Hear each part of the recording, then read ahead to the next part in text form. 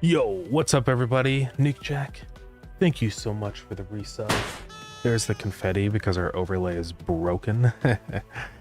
One day I'll figure out why that happens. Yeah, for some reason some of the like event feeds or whatever you can subscribe to just don't work. I don't know. Maybe it's my version of Twitcher. You know, it's been happening ever since we updated to Twitcher 2. But oh well. So Parzival Dev, I said that right. Welcome in. How's it going? But yeah, how's everybody doing? Get started in just a second.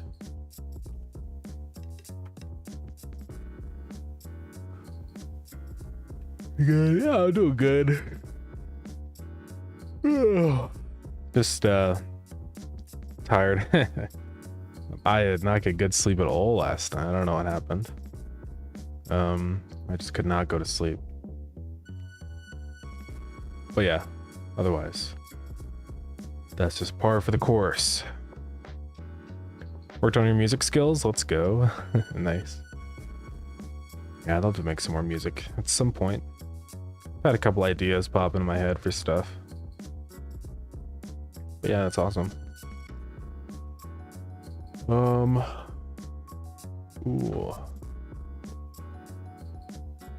I'm just like looking at the Twitcher 2 stuff right now, seeing if there's been like an update recently or anything. Looks like on February 3rd, there's a big update.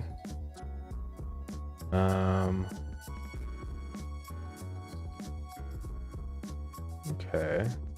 I don't remember which version I have, so I'll have to figure that out.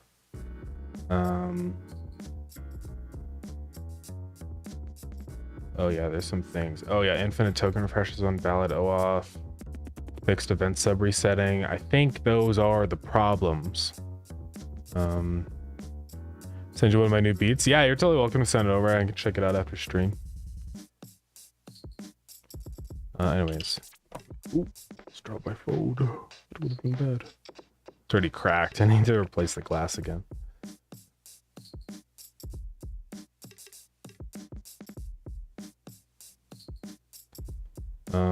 Give me just a second.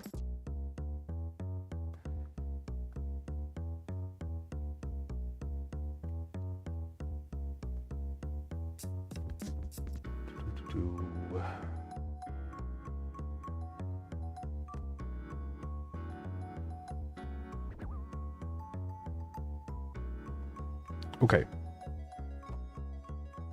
So, anyways, let's get started.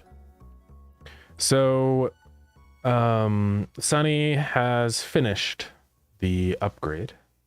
So, send you a bunch, Epic, yeah, do it up. That inside of here. How big is this file? Hopefully it's not that big. Ah, it's fine. I'll leave that file in there. This makes it easier to edit the font.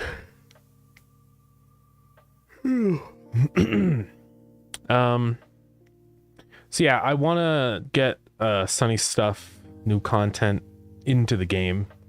So I'm probably going to go ahead and commit all my changes right now. So let's make a new branch.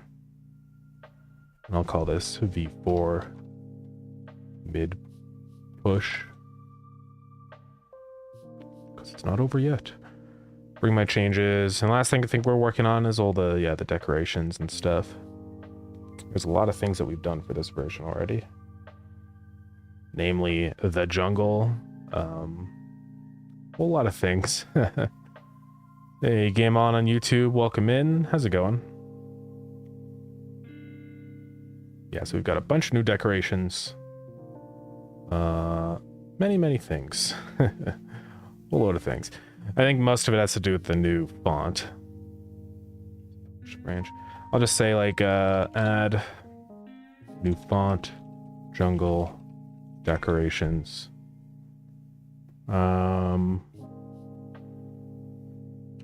Fish. And more. Love your game so far. Thank you very much. I really appreciate that.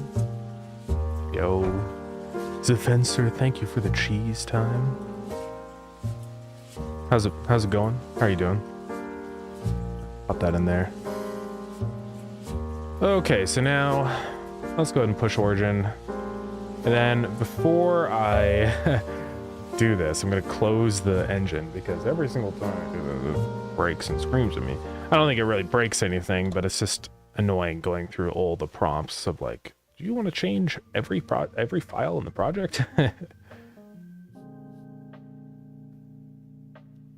All right. I don't know why this is. Oh right, yeah, it's like nothing. Okay, so it should be in there now. Let's go ahead and merge it in. Then we're gonna go merge Sunny stuff in as well. So yeah, only 22,000 additions. Nothing too crazy, you know. Most of it's just the auto-generated, like, import stuff.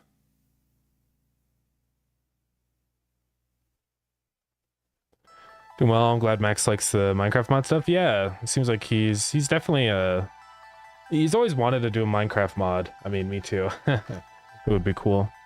I think this is finally his time to work on a mod. Finally, so that's cool.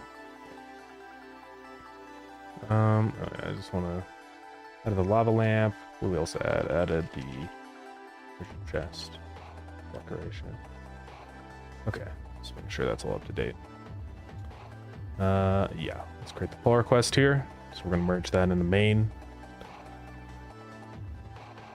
Yeah, still doing the classic one commit for like a whole version. I just suck at doing small commits. I can't do it, guys. I don't know. I need to be better about that. Okay. Let's merge the pull request. Then we're also going to merge Sunny's in as well. Let's delete the branch. Should be good to go. Do you back it up some other way? Risky in what sense? I mean, I don't know. I don't really like back it up any other way.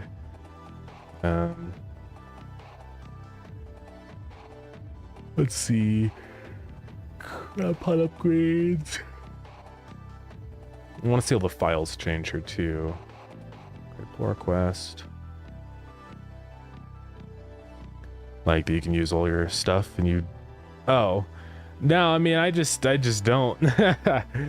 I guess there is always a risk of losing progress and stuff if my computer died or something. So that is a thing. But I don't know.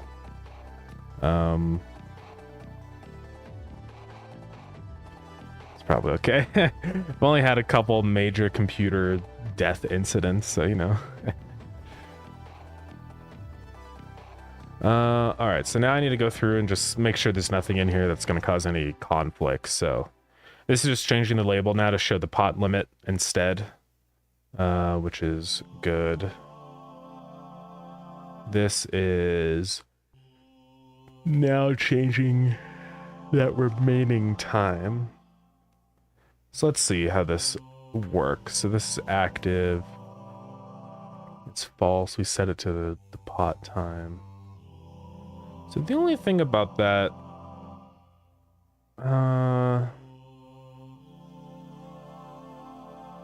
we'll have to see. So now we have a base pot limit. And then we say remaining pot time is get pot time. I guess that's fine. Yeah.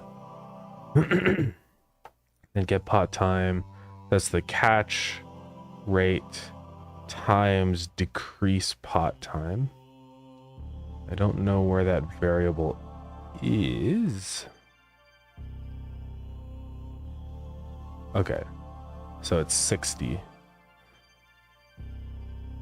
Yeah, I'll have to just like merge this in. We'll probably tweak some of the values and stuff. We'll see. And that's greater or equal than that. Okay. And then is inside the upgrades table, we got pot capacity and pot catch rate. All right, we should be good to go, I think. Yeah, probably okay. It's fine. I'm sure it's fine. Okay, merge the changes. We're gonna go back to main. Leave my changes because there's no changes. GitHub isn't dead anymore? When was GitHub dead? Let's fetch origin.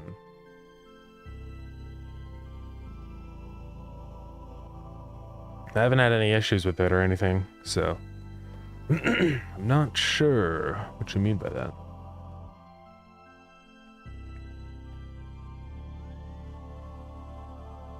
All right, I think we are all good to go now. We got the new stuff in here.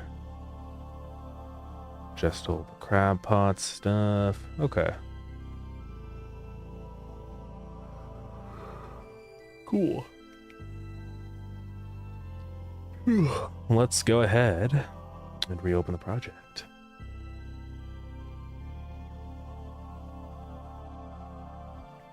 Into Lurden. Okay. So yeah, I want to just give those upgrades a try, see how they feel. Maybe tweak them a little bit. We'll see. We'll see. Yo, Macaroni for real. Welcome in. How's it going? Yeah, it's been a little while. How have you been doing? I use Nextcloud for backing up all my projects, including the docs and all the stuff. Okay, Nextcloud. Haven't heard of it. Nextcloud. So just like a cloud service, just you get a folder on your computer and you can put stuff in it and stuff. That would be my guess. Nextcloud files. Yeah, I've looked into stuff like this, getting like a backup server. There's some decently cheap ones, so maybe I'll do that at some point. What's the pricing on this though? Does it not have pricing? I don't know. Try. Lose me. All right, I've been working on my game after I got my files recovered. Yeah. Let's go. Nice. How's that been coming along? Yeah, the mini PC on my network. Oh, okay. Is this like a self-hosted thing?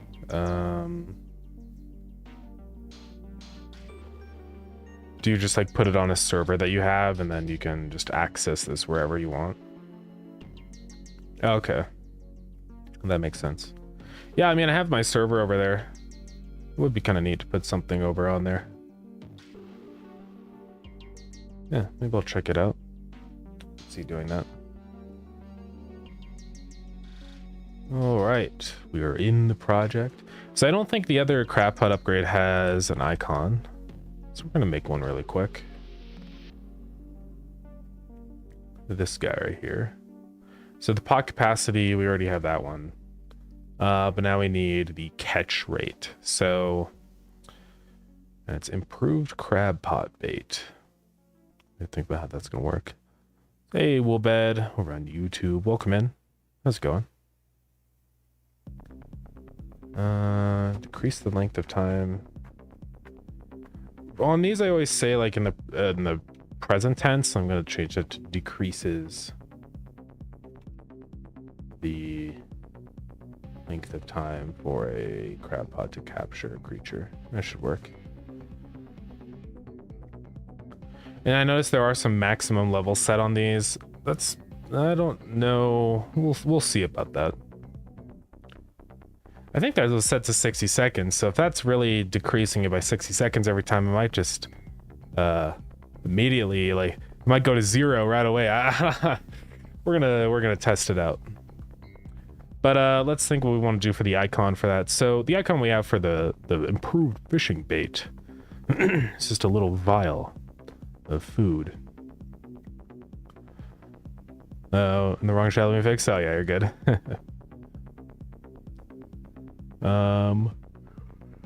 I can't. So I have the crab pot capacity here.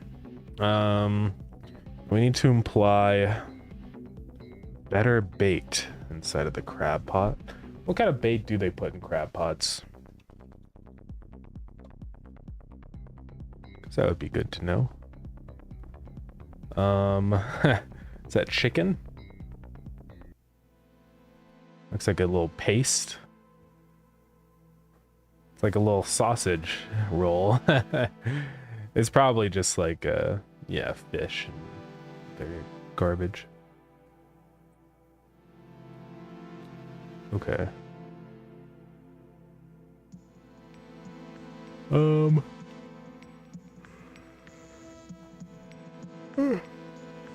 Ugh, sorry to be yawning. I guess we could draw this as the icon. It doesn't have very good ratings though.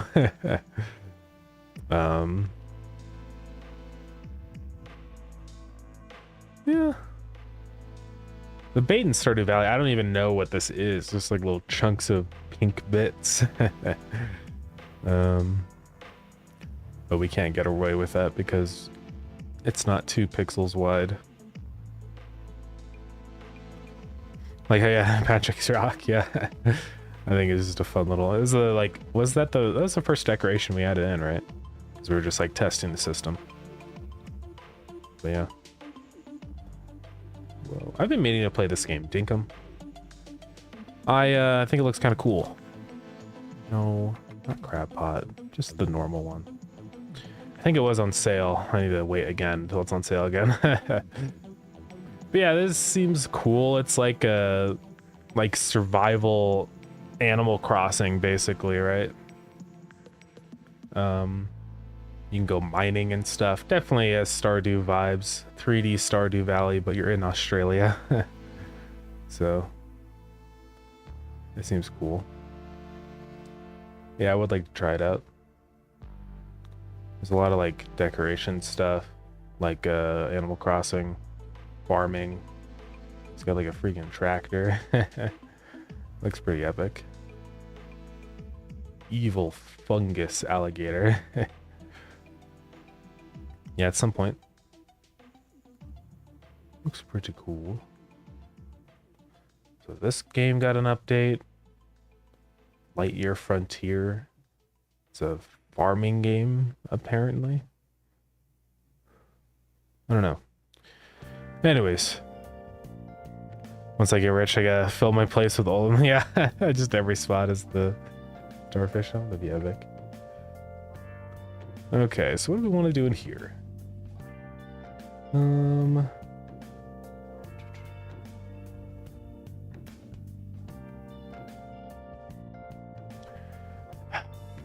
We could just do that little, but I want it to look like, I want the crab pot to be in here, so it's obvious that's like a crab pot upgrade. We could potentially do this.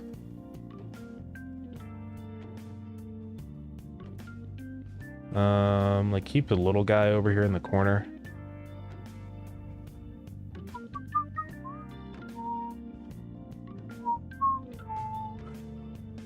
Just like that. I had 2 colors there. I don't know where that other one was from.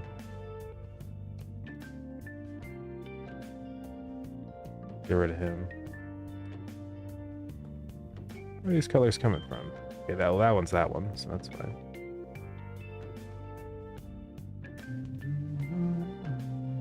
So we'll keep the little crab pot over there. And then we draw in our new bait.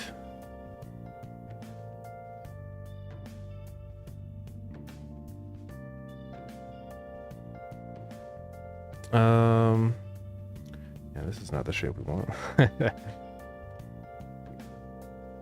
Yeah, I guess we'll do like the little sausage roll. It'll be fine.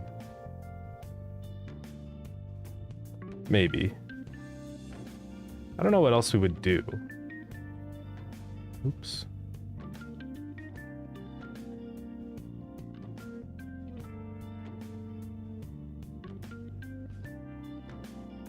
Something like that.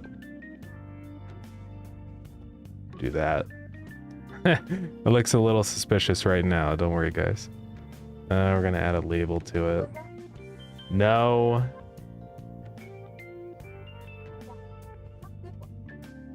Ah, guys, I swear to God.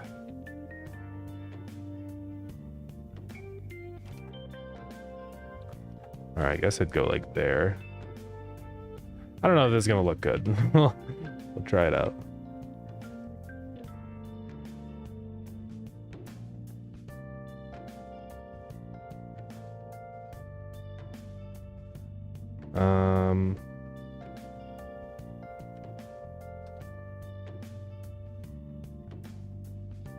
Okay, and then we're gonna do some shading.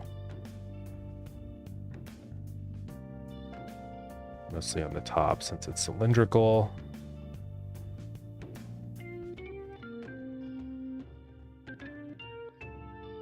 And it's got that little like how would you describe this? The little twisty bit at the end, you know?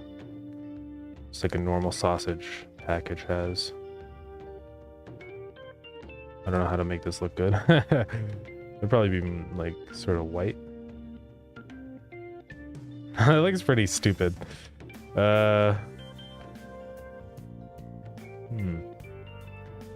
Maybe that could work. We'll see. Usually these have like these.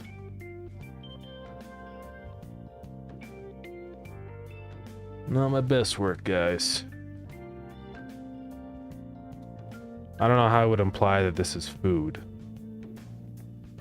We could put like a little icon on it. Like on the object itself. Did I just mess this all up? I think I might have. What screams food to me? Well, a little ham icon. There's the fork and knife. That doesn't work here. Yeah, we'll just do a little ham icon. So let's just... I'm gonna break my normal pixel art rules. And I'm gonna outline first before I fill in the bits.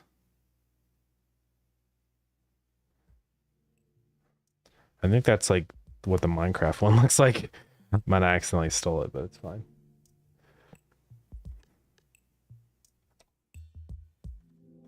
And then this is way too dark. Make that one like gray down there. Then we need the pink meat. No, I'll do red. Oops. It's probably fine. I'm not gonna worry about it. Everything will be fixed with anti-aliasing, totally. Alexa, fan on. She didn't do it. Alexa, fan on. There she goes.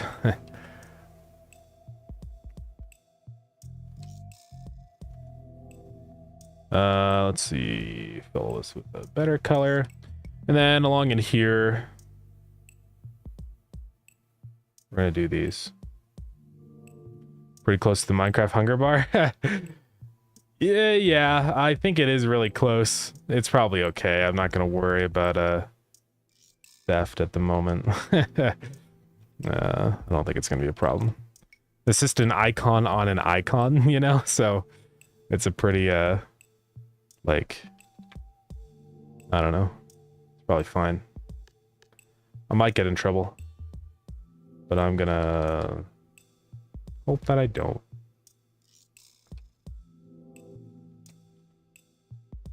It's just a meat icon. It's not like Minecraft owns the rights to meat.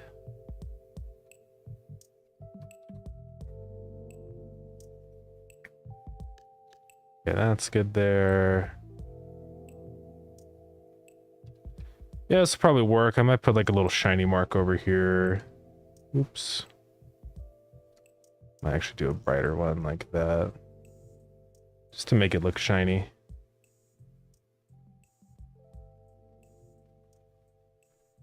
That'll probably be fine. It's close enough.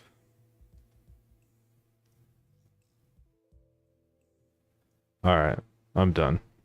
Icon, pot, improved bait. Okay.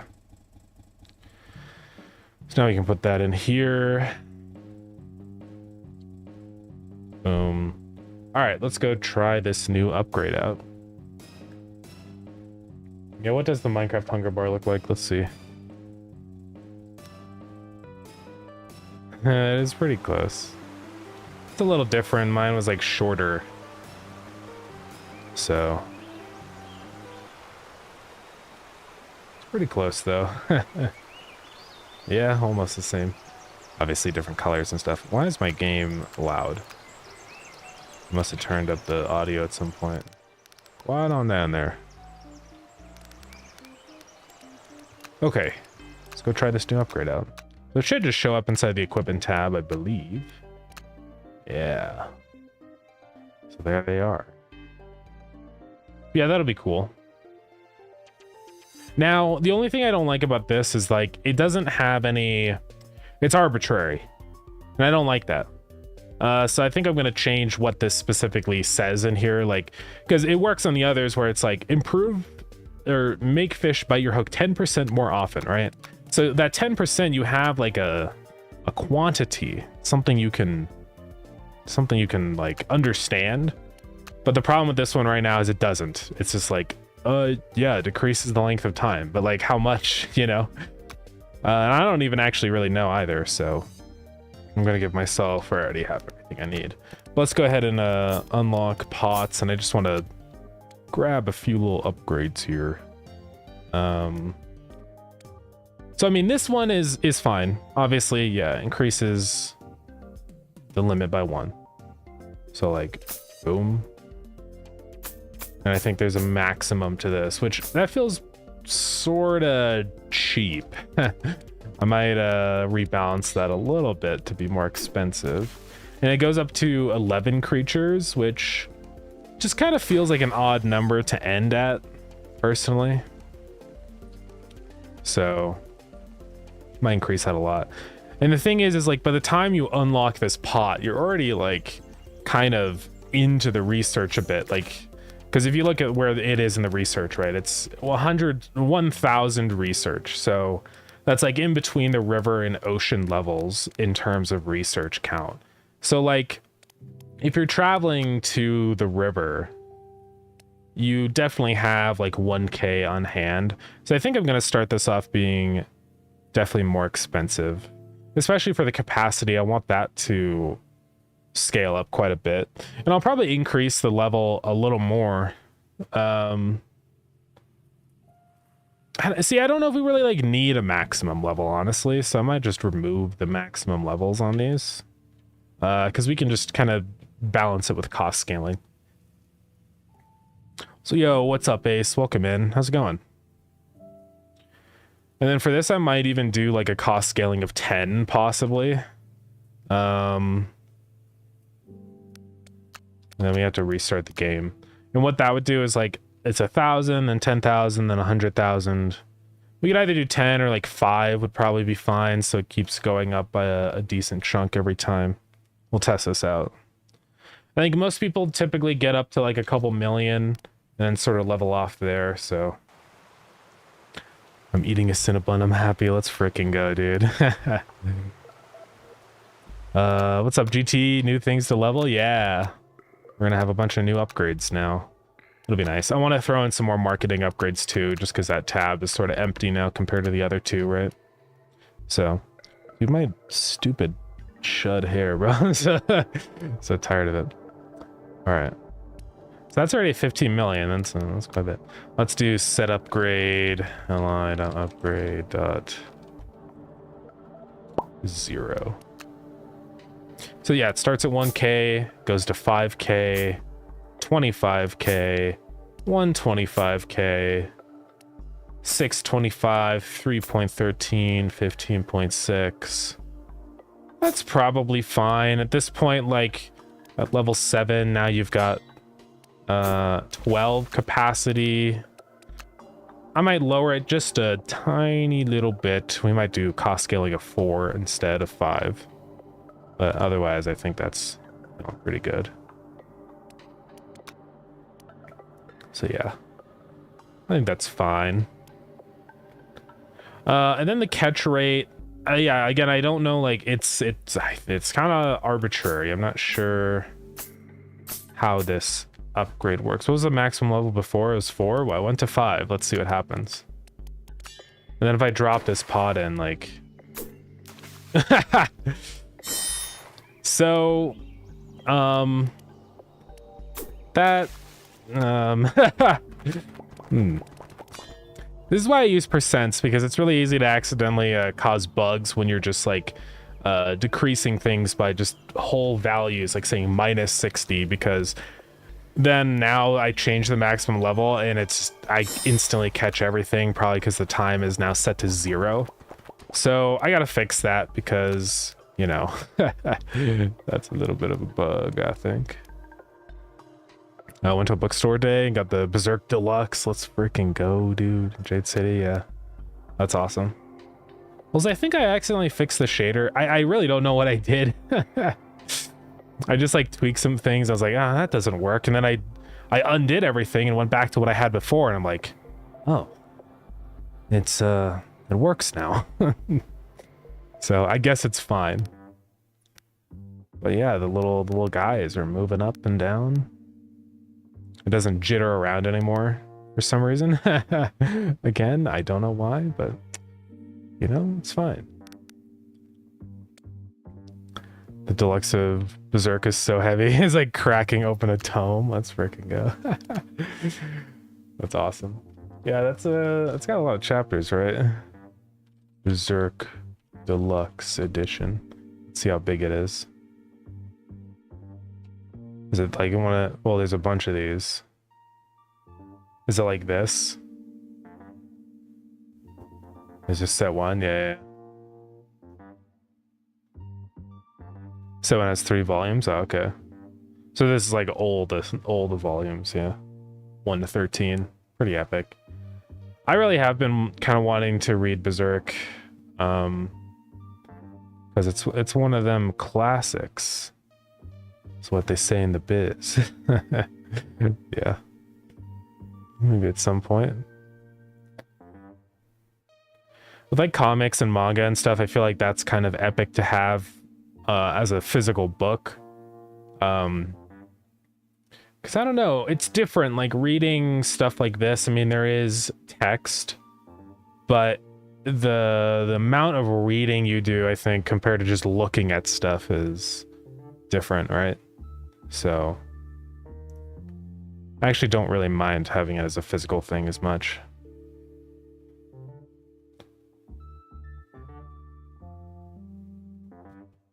It's like 30 to 40 bucks on Amazon. Oh, okay, that's not like too bad. Banged out 90 pages on the couch. Yeah. Page turner. Okay. Yeah, it seems cool. The art is always insane. Yeah, maybe I'll grab it at some point. I don't want to. Everyone will see my address. Volume 1 on Amazon is, yeah, $30. So you mean $30 per book? Is that what you mean?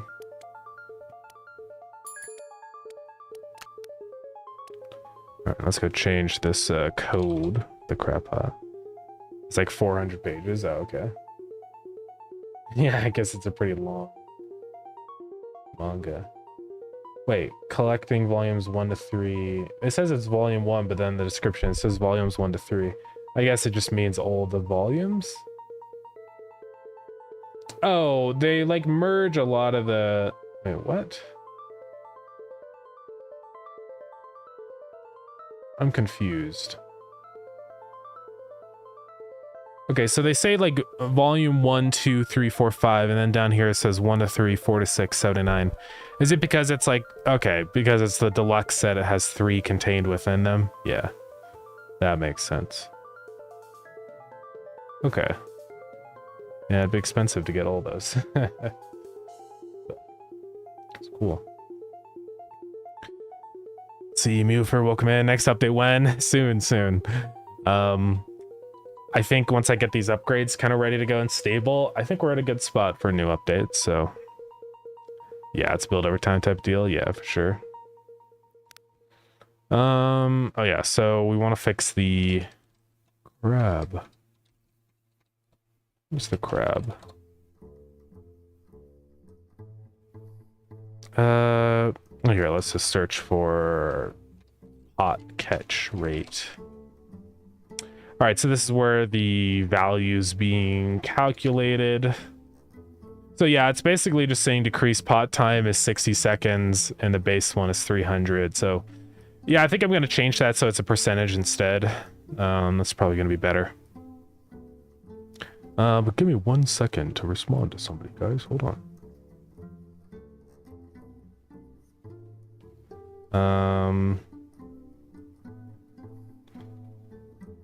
1 moment.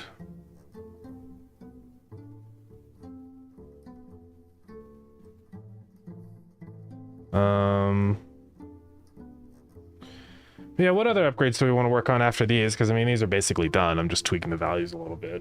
I want to do some more research and Ascension. I have a couple things written down in here. Let's go take a gander.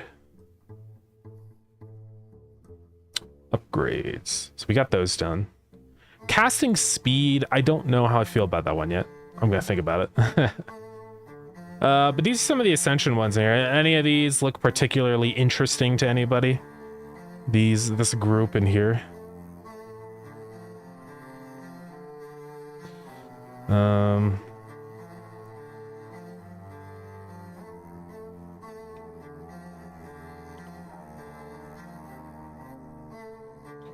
Let's see.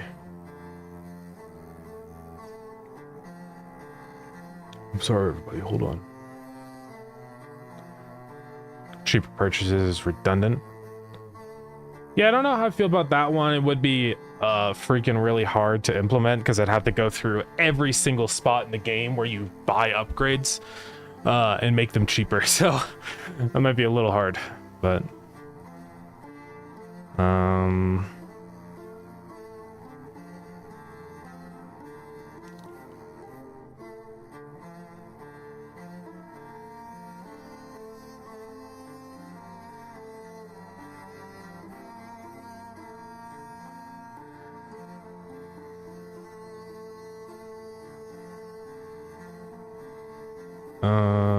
hold on, guys. I hate when I already got messages on Discord on my computer and then I get all the same notifications on my phone immediately after. It's like, okay. You sell fish for a lot on Ascensions. That already makes things cheaper. Yeah, that's very true.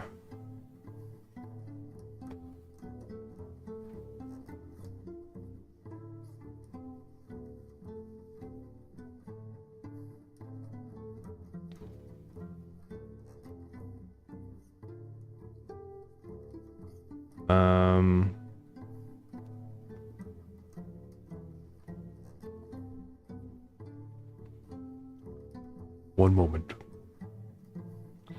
And what else we got here? Offline fishermen. That would be interesting. That's kind of what the crab pots are, so it's hard to say. I don't know.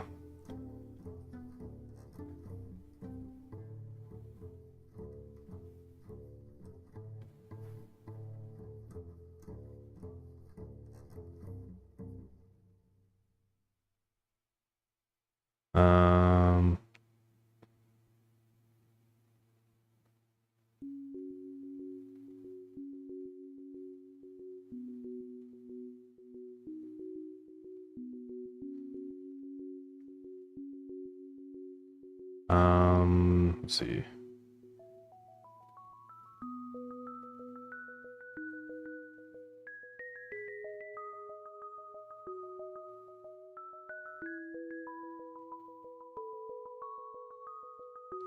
Okay.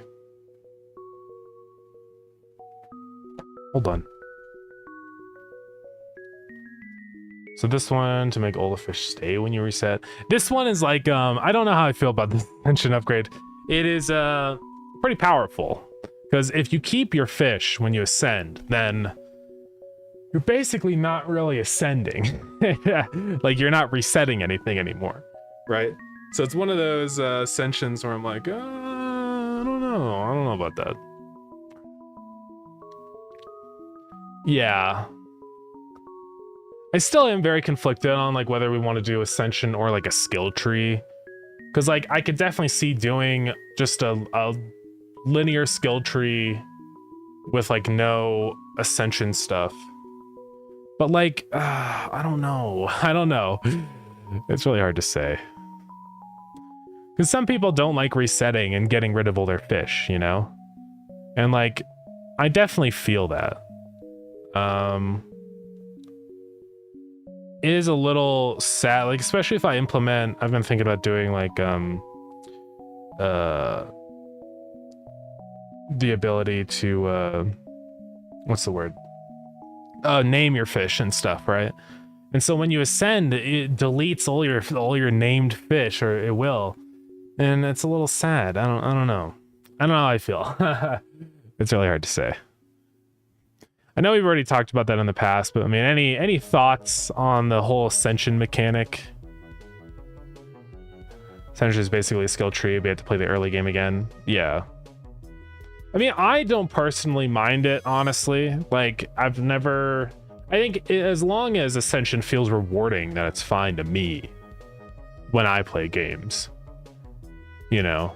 And sometimes it is sort of fun going back through the early game if you've been on a run for a long time anyways. I think Ascension does offer a lot of good things. Like, something that's nice about it is it kind of makes you feel like you've really gained some big permanent progress. Because like eventually at a certain point, I can't add infinite content to the game, right? So you're gonna hit a spot where you have all the upgrades, or it takes eons for the upgrades to go through. So obviously that's kind of an inevitability. The nice thing about Ascension is it like lets you get further in terms of how many upgrades you can buy, you know? And also like then when you play through earlier game, you're like, whoa, I'm getting through this so fast now. My fish make like 4 times the money. So I don't know, it's really hard. In Ascension, that just keeps the names of the fish, and the first you put in gets the name again. Yeah, I've been thinking like something like that could maybe work. Or even possibly something I've thought about to alleviate that is like sort of an Ascension like along these lines to make fish stay, but a little different. Because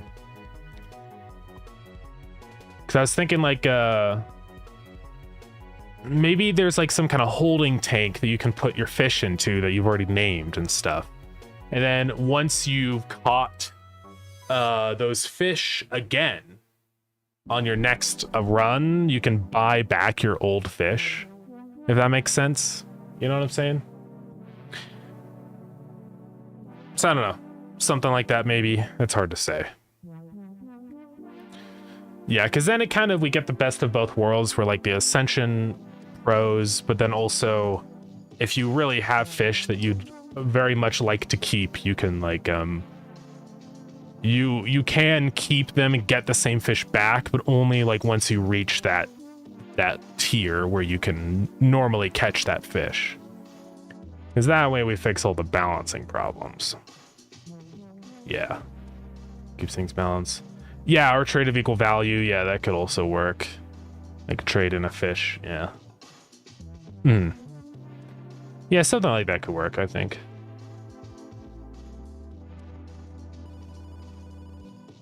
I mean, it would also make sense that fish can have different colors, stuff for the unique aspect. Yeah, so this is one thing that's They're gonna be a little bit hard to implement. I don't know how far I'm gonna go with unique fish stuff. Because the problem is, the main problem is that inside of your inventory, well, first off, the way I've programmed the entire game is that it only uses plain item IDs. So every minnow is the exact same as every other minnow. Like, all the game stores in here is an ID and a number for how many you have. So it's really complicated because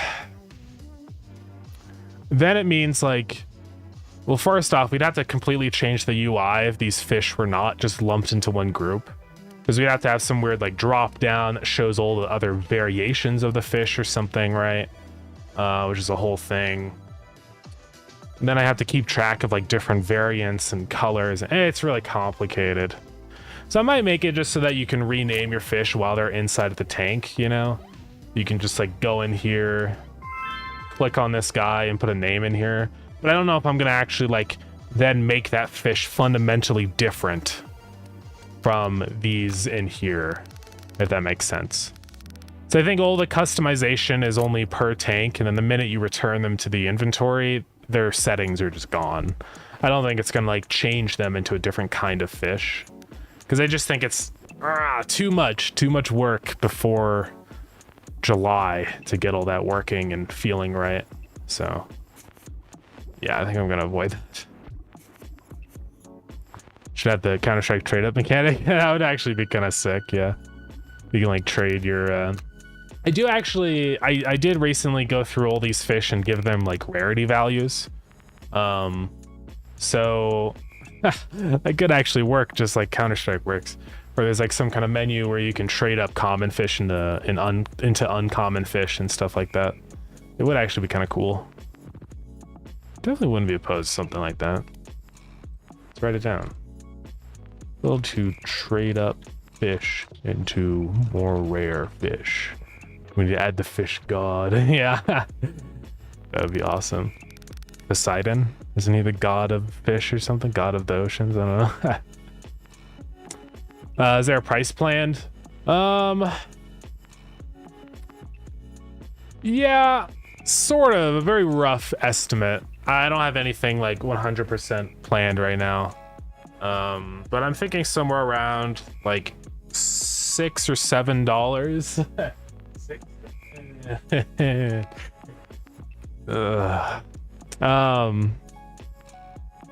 Yeah, I think that would probably be around right. It's either that I'm gonna go for like that range, kind of the price of peak or whatever, $7.99, or drop it down to $4.99 to hit like the sub $5 area.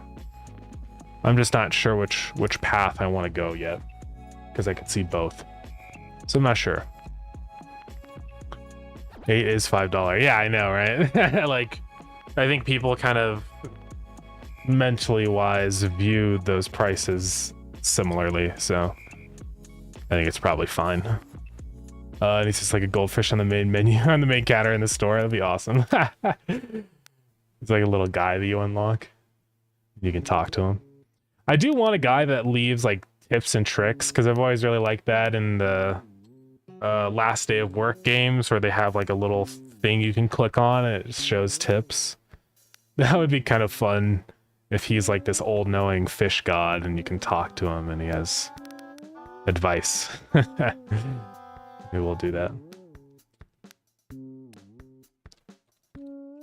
Fish god gives you advice on the counter. And a little fishbowl. By the way, I wrote in a feedback and idea for research because your research list was empty. Yeah, epic. Thank you. Let me go check that.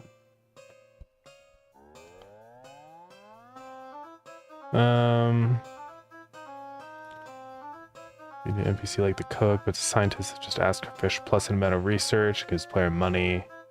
Yeah, that could be cool. I definitely have thought about that. Like, yeah, because it is annoying, like, you reach end game and then all this stuff is so cheap research wise, or you already unlock all the research, so it just kind of becomes a useless currency to keep building up. I definitely want there to be a use for it somewhere, so See, I could do an NPC that walks in like the chef, where you can just donate all your research, and maybe he can have some like, you know, research to price conversion ratio. I wouldn't be opposed to that. I think the tips work better as grandpa, but I also want the fish guy to have something like that. Yeah. If I zoomed in frame of the fish, can we put the Y Street face on him? That'd be awesome, dude. And in the end, the NPC could infinitely scale. Yeah. That could be neat. I could do sort of the same price calculations I do with the chef, where it's like, I just get like your total research and kind of convert it to like run some calculation for how much is your research worth compared to cash, you know? Because that would be nice then. There'd still be a reason to actually keep upgrading your researchers and stuff and get more research, so definitely wouldn't be a bad thing to do.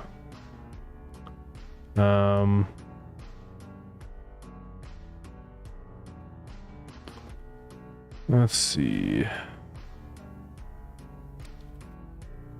So yeah, we could do a guy that walks in. Maybe he only walks in after you have all of the research unlocked. So he's an endgame NPC. Could work.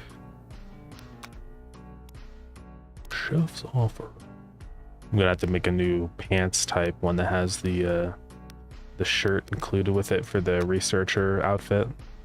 It's gonna be annoying. It's fine though. Should I make him look like the Half-Life 2 researcher? You know, bald. We'll see. Could do that. I don't know.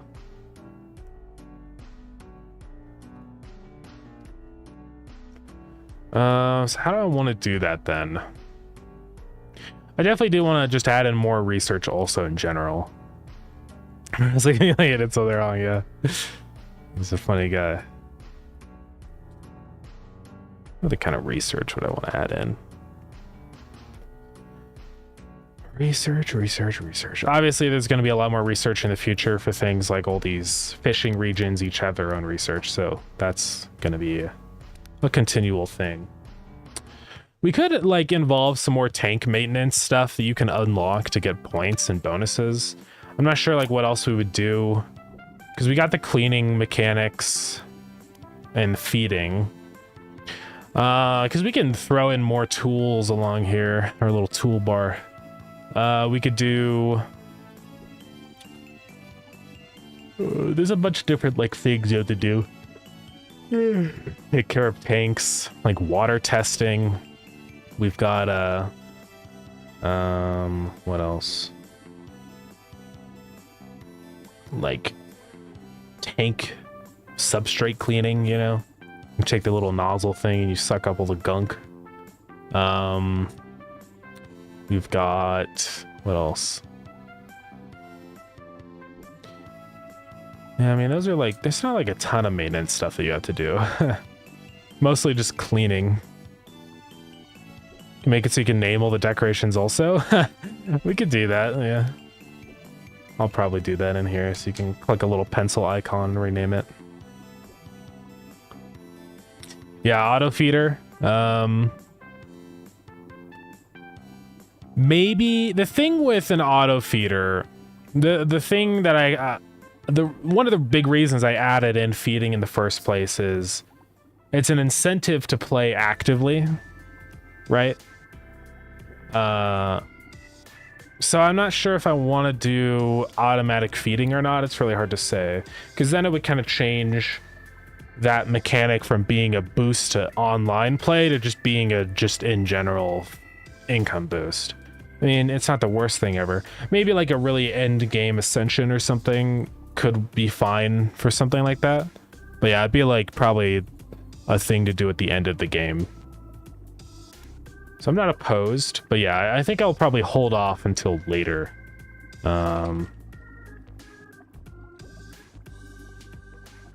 Ecosystem take would be interesting.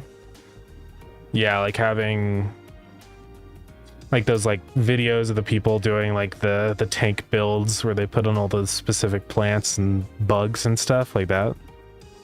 Or like Oh yeah, water treatment bonus. Yeah, that's another thing. I thought about doing, yeah, like water stuff. There's a lot of things that you do with water when you run a tank. You have bugs and little goobers in. Yeah, some people have actually wanted to do different kinds of tanks. Like one person mentioned hardscaping, which is basically just having a tank with no fish, and you just like put decorations in it. Tank. Right. I think. Unless they just mean hardscaping in the sense of just like things that are hard, like rocks and wood. Maybe that's what they mean.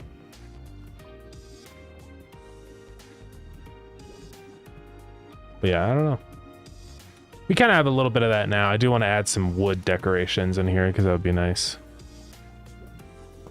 Yeah, put little bugs and goobers in. So like a build up to an auto feeder type of thing that feels better. Yeah, I feel that. Kind of like almost the same mechanic we have with the algae consumption in here, where like some fish consume algae. Yeah, it'd be cool. I mean, different types of tanks would be more possible with upgradable building. Yeah, that is a big thing I want to get started on, but it's just a big change. It's a lot of work. Well, I want to get around to it eventually.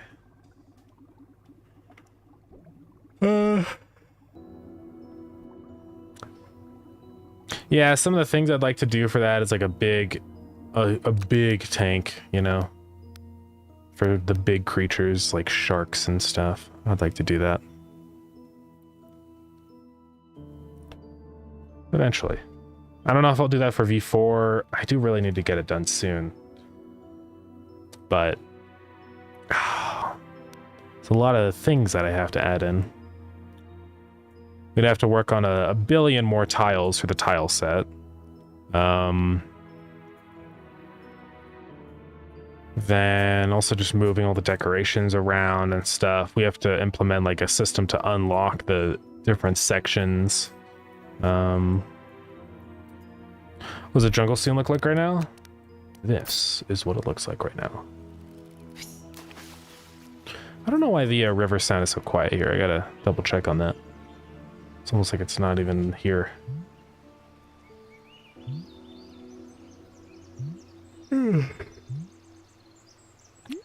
Oh, it's beautiful. Thank you. Yeah, I like how it turned out, I think. Fish caught. Piranha.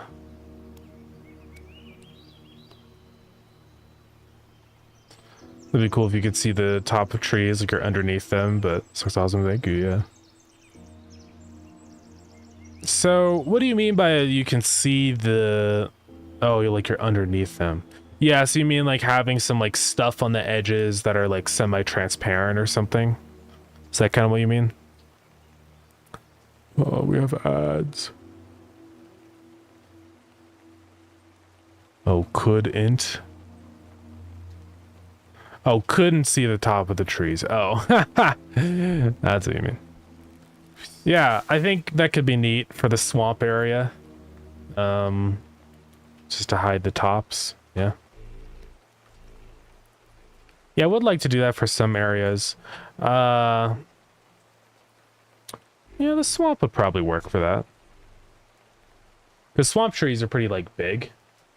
If you look at, like, swamp trees. Well, it depends on the kind of tree. But, like, this kind of swamp, these are big trees. So, I could definitely see doing something like that. Like these guys. I might have to make the player inside of like a boat in here. I think we'll do this kind of swamp a coniferous swamp. I don't know my types of swamps, but I'm pretty sure. A pontoon, yeah. Yeah, that'd be pretty epic.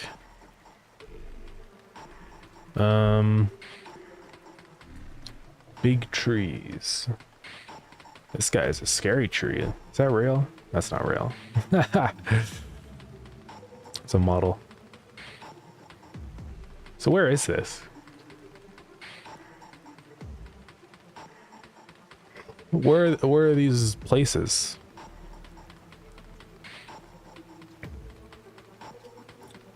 It doesn't say.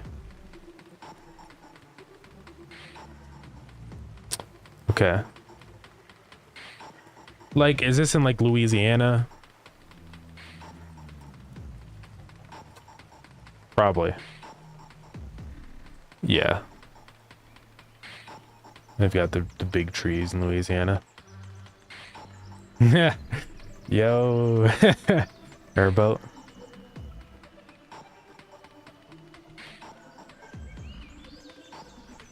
Yeah, could do Louisiana swamp. That'd be pretty cool. Yeah, it'd be pretty neat to have the trees like extend past your field of view. Yeah, I mean, I guess I could have done that with the jungle, but I wanted there to be a lot of greenery here that you could visibly see, so I think it's fine. Got a little gator, yeah. Yeah, we talked about doing, what is it? Cayman? These guys? They're like little tiny alligators. These guys. So they could be a cool thing to put into your tank. It's all these different variants. But they're just little guys. I mean, they're not like super small. But compared to a full-size alligator, yeah, they're pretty small. The American alligator versus the black cave-in. Are these mirrored images? What's happening here? This one's definitely mirrored. I think. This looks odd. There's a little baby guy. Maybe we'll do full-length alligators at some point too. Yeah, I think this could be another cool zone to do. That in the cave. I definitely want to get around to that. I think next will probably be the coral reef because it's a saltwater zone. Then we do another freshwater area. We either do the swamp or the cave. I'm not sure which one yet. These guys sound like laser guns, yeah. Like the sound they make. Is there like a... Whoa. They do sound like laser guns. That's insane. I don't know why they sound like that. That's crazy. Volcano's gonna be insane. Yeah. At some point. I still need to kind of figure out the way I'm gonna work in all the exotic areas like that. Because we talked about it. We've talked about it a bunch. Yeah, I think it will make the most sense in like its own aquarium instead of trying to force it in with the earth areas, you know? Because I don't want to make the earth fish feel like not valuable, you know what I mean? But yeah, it's hard to say. I don't know. So something I've been wanting to do is add a shadow to these guys. I don't know if there's a easier way to do that. The Volquarium, yeah. It would be cool. Or maybe it's like some kind of like ascension unlock, so it's still like there's a, you know, a shift. Because I don't want it to just be like casually, you know, oh yeah, you're going to the ocean and then all of a sudden the next thing that unlocks is a volcano. It just feels really out of place. But if there's some kind of like really expensive ascension upgrade or research or something, then I feel like that would feel better. You know, some ascension of like a teleportation, like a portal to travel to all these different exotic areas. It'd be kind of sick if it actually placed the portal inside your aquarium. Yeah, maybe we'll do something like that. Or maybe like a really high tier research that's super expensive. We'll see. What do I think about Sandbox? Yeah, I don't know. Sandbox does seem neat, but personally, I've never really been a huge fan of like the games trying to be marketplaces thing. Because Roblox does that, and it's just there's so much slop. And I'm not surprised that there's so much so much, it's hard to say with my retainers, so much slop in this game too. Does seem like there's some neat stuff in here, but this is the thing though, when it comes to things like this, like tools like this, I always just come back to the opinion that it's better to just make a game with a real game engine instead of trying to use a tool like this. Because I mean, it does give you a nice little asset repository and stuff, but like, you're always going to be limited by the tool itself. But yeah, people have been really not happy with the launch so far. Yeah, I think it's just, I mean, all of this stuff is what I expected. There's going to be a lot of garbage people putting on the platform. Also, it's going to be monetized to heck. So that's a whole thing.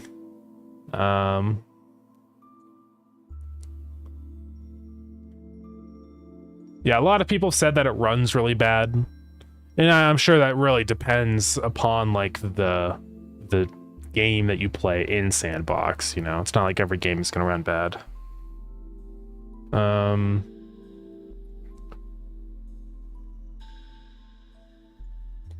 Yeah, it is interesting to see that it had such a negative reaction. I guess it's just a lot of things that kind of are all built up, you know? It's not showing me more. It's browse all reviews. At least it starts 2 though. Yeah. I mean, it's definitely, it's not the worst one that you could pick, but. And like, honestly, I'm gonna be honest. It feels strange that it's not free. I'm just gonna be real. And like, I am a big proponent of paid games, but just for what Sandbox is and what it's trying to do, I think they're shooting themselves in the foot by actually charging people to play the game. Because the problem is like $20, it's not like a lot of money, but they're cutting out an enormous group of people that just won't ever play the game because of that price tag.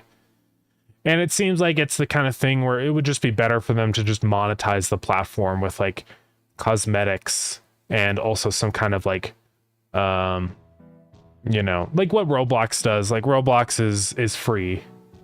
And the way Roblox makes money is by taking a cut of the profit that the devs earn. And like, I feel like that's maybe better. Yeah, $20 is kind of steep. Yeah, I would be more okay with it if it was cheaper. Like something like Gary's mod is only $10, right? So it just seems, yeah, a little expensive. I'm like, yeah, Gary's mod is just 10. It's always on sale for like $1. Let's see. Yeah, it does. I tried the play test or what it was. Yeah.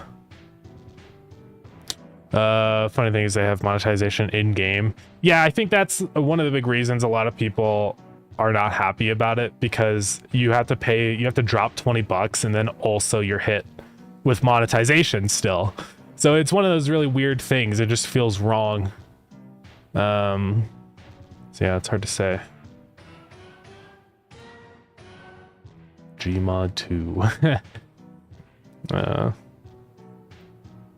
But yeah, I don't know. To me, it's kind of like, I don't know what gap it's trying to fill, if that makes sense. Because like, there's already Roblox, and Roblox is always already doing insane stuff, and it's free. So to me, it's like weird to charge $20 for a brand new platform that doesn't have nearly as many games to play as something like Roblox, right? I do feel like the only way for it to truly compete is to be free. And honestly, I'm not going to be surprised if they make it free to play soon. I have an inkling that might be the future. I've seen a lot of games do that. Like, they drop it at $20 and they're like, oh, wait, that was a big mistake. And then they change it to free to play. It happens all the time. Hey, Yoshik, welcome in. Roblox is gonna be paid now? Let me look that up. Roblox paid.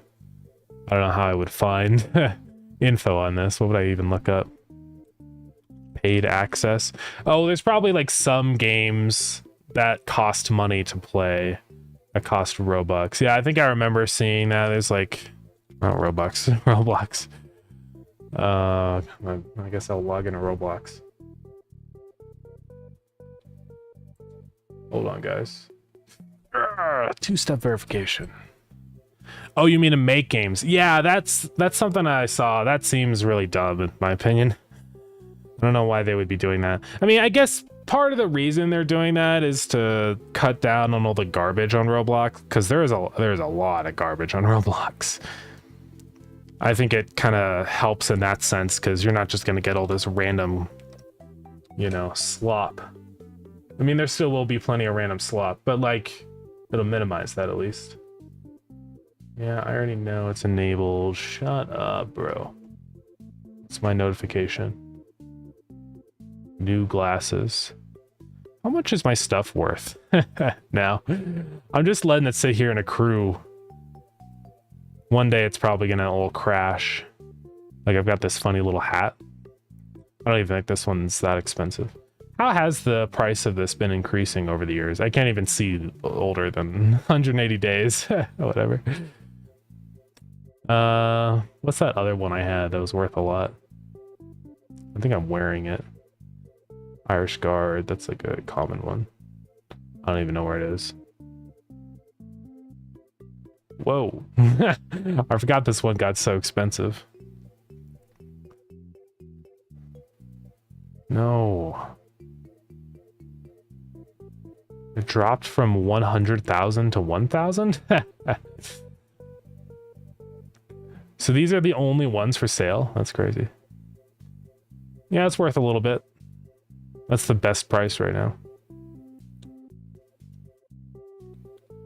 Maybe one day I'll sell it and redeem my, whatever, $5. No, I think I calculated it's actually worth like $5,000, I think, or something. It's actually a lot of money. Maybe I should sell it. It's probably worth it. Anyways. But yeah, that's a little disappointing. Roblox is going to cost money to make games now. It seems... I don't know. There's so much garbage on Roblox. What is all this? I'm going to get, like, in trouble. Ugh. I mean, just look at the slop. Like, what is all this trash? Blow up grandma. Roblox is scary now. I do miss the old games that used to be on Roblox when I played. Back in 2012. There's just like epic stuff like kill all the zombies and build a factory. And now it's just... Okay, we're done on Roblox. I want to leave. It's scary.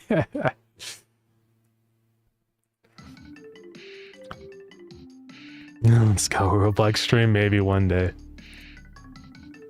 Only play Super Bomb Survival now? Oh, yeah. Yo, yeah, Disaster Island is freaking awesome. Yeah, this... I think I might have heard of this. I mean, this one's back from 2014, so it's kind of like... one of the better ones, probably. There are still good games on here, but... it's just there's so much garbage in between. One I always really liked was, like, Zombie... Apocalypse... What was that one called? I can never remember. It's probably completely... Apocalypse Rising, I think is what it was called, yeah. Apocalypse Rising 2, huh? But yeah. But here's the thing now. Now that I'm like an adult and not a stupid baby, I guess it kind of makes me realize, like, why would I bother... all my stupid groups in here. Yikes. The ITF. All these groups are probably completely abandoned. The group of awesome. But I'd rather just buy real games instead of play Roblox anymore. You know what I mean? I don't know.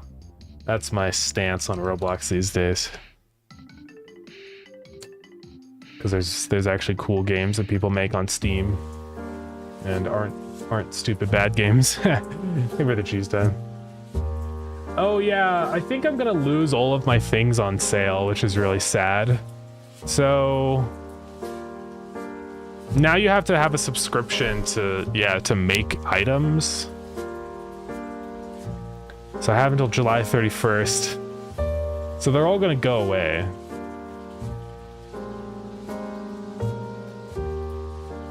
That's stupid. I'm not gonna pay a subscription, but it is a little bit disappointing that they're about to remove all of my things I've made. I think the cheese times. But this is another reason why I don't ever like marketplaces or little game / tools like this, because it's a company. The company controls you, and they can just be like, okay, pay me $20 a month or all of your things are gone, and there's nothing you can do about it. Right? That's the thing that I hate about Sandbox and Roblox and any of those little in-game, you know what I'm talking about, the online marketplaces. And that's why I like Godot, because that's never going to happen to me. I think cool jumping off points for game dev, free ones anyways. Yeah, I mean, if you don't know anything about programming or game development, I guess that's the sort of benefit, is that it might be a little easier to get started. But like, I don't know. I just feel like it's a weird spot. I don't know what developing, like being a creator for one of these platforms does for you. Because you're not spending your time learning real like programming and game development skills. It's like a babyified version. And then also you're just going to be constantly screwed over as a developer. So I don't know. At least for Sandbox, you own your stuff, you can sell it. Yeah, that is something that is kind of neat about this one compared to Roblox, that you can actually list your games standalone on Steam. But I don't know. You could also just do that with Godot. So it's, yeah. I don't know. How would you even do it? Like, I guess, can you export your games as like a EXE to run? I don't know how it works. Yeah, Roblox, the pinnacle of lost media. It really is. Yeah, I don't know. Sandbox. Anyways, yeah, that's my Roblox talk. Slime 3K. It's $1.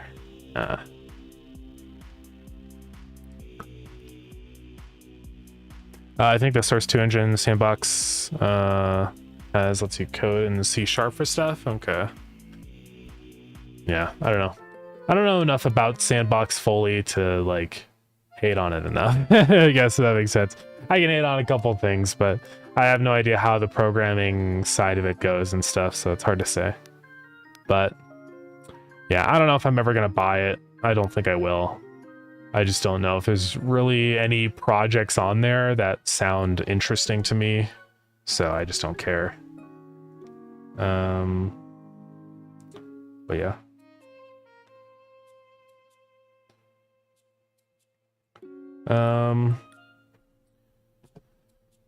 Anyways, that's how I feel about a lot of games, and it's very sad. Whenever I see a new thing like that come out, I'm just like, okay. It's not that I hate everything that I see come out. Some of it is really cool. You know, you see something like, even like a lot of the AAA games, like Resident Evil 9 is cool. I just typed Resident 9. Requiem or whatever, you know. Like, it is a very cool game, and I've always liked Resident Evil. But it's just a lot of money. And so I'm just like, I'm good. I don't know. I'd rather just go buy all the other games. There's so many more games I could buy. But yeah. I did buy a couple games recently. I already talked about those, yeah. Anyways. So let's try out this new, we changed the like rate at which this upgrade goes up now. Oh yeah, we have to actually fix that upgrade. I forgot that's like what we're doing. Okay. My bad. Yeah, I want to return a different calculation for this now. I think basically what I'm going to do is something kind of like this, where I get a multiplier. So let's see, how does this work? Catch pots.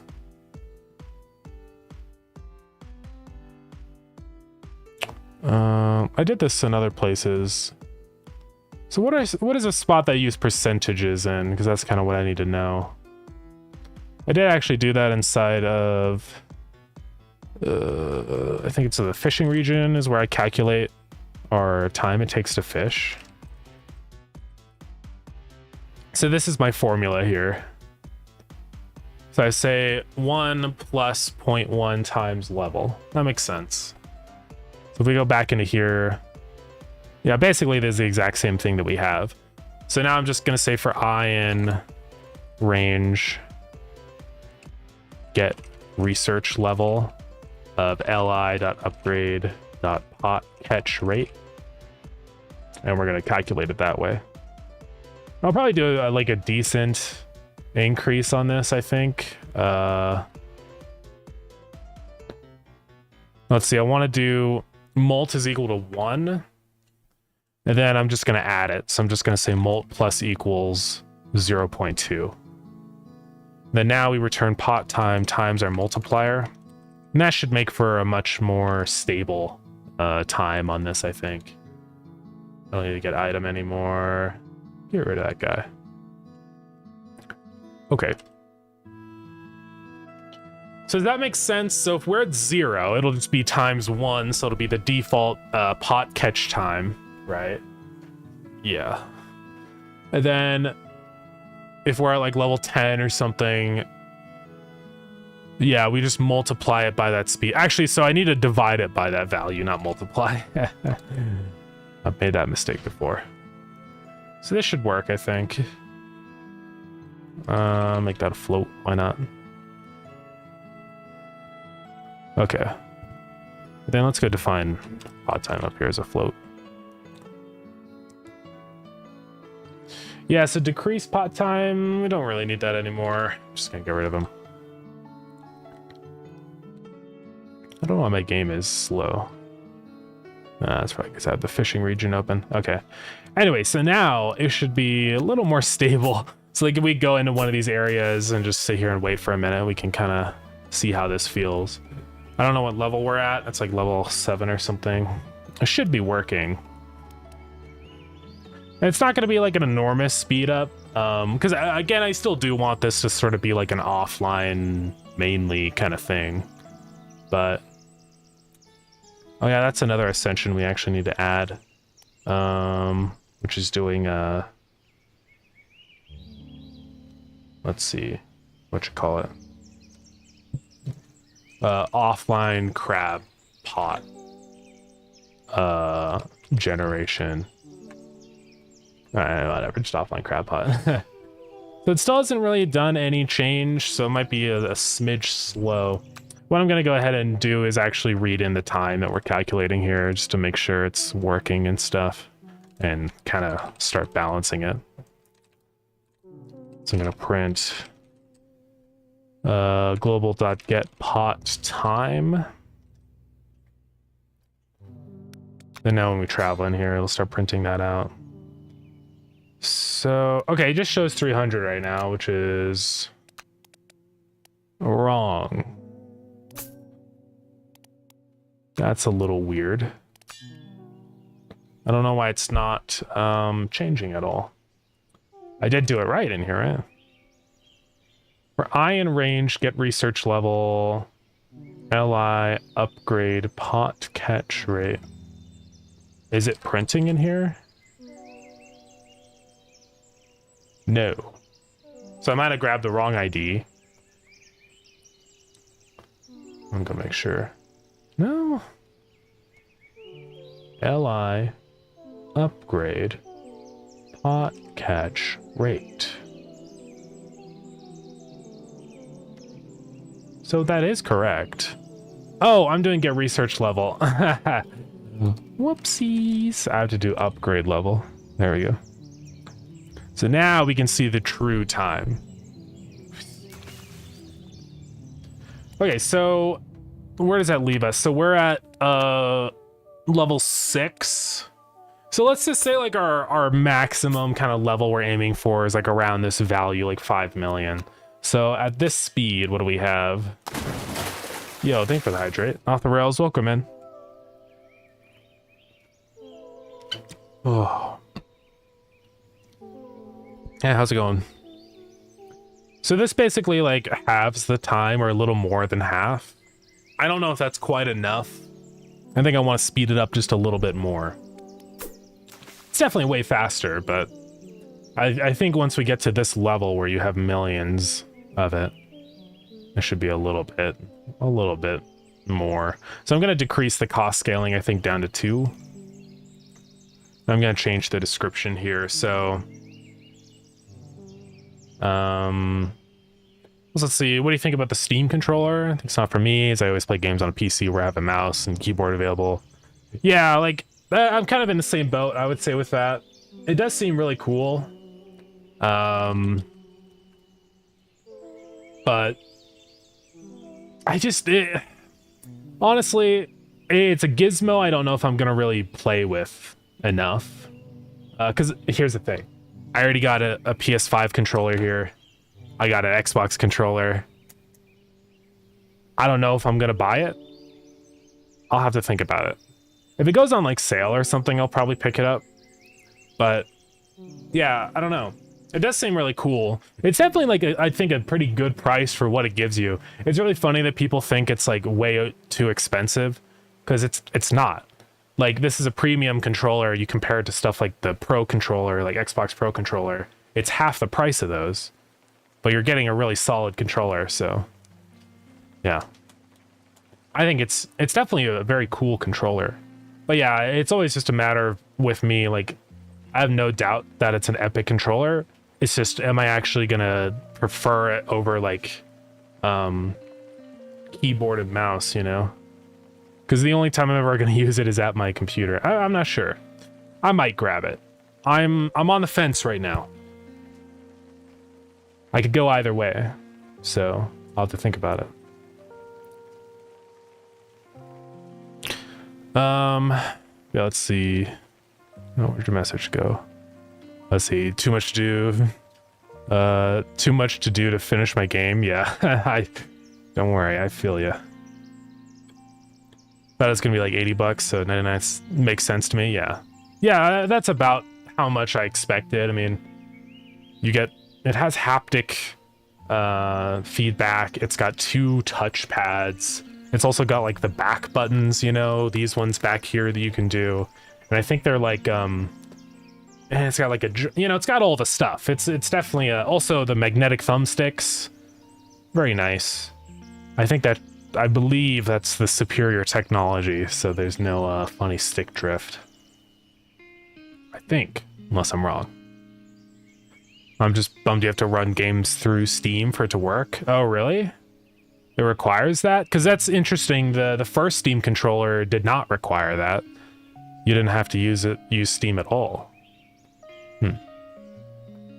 Interesting. The CAD price is insane. Oh yeah. How much is it in CAD? So question, also Dr. Baby, welcome in.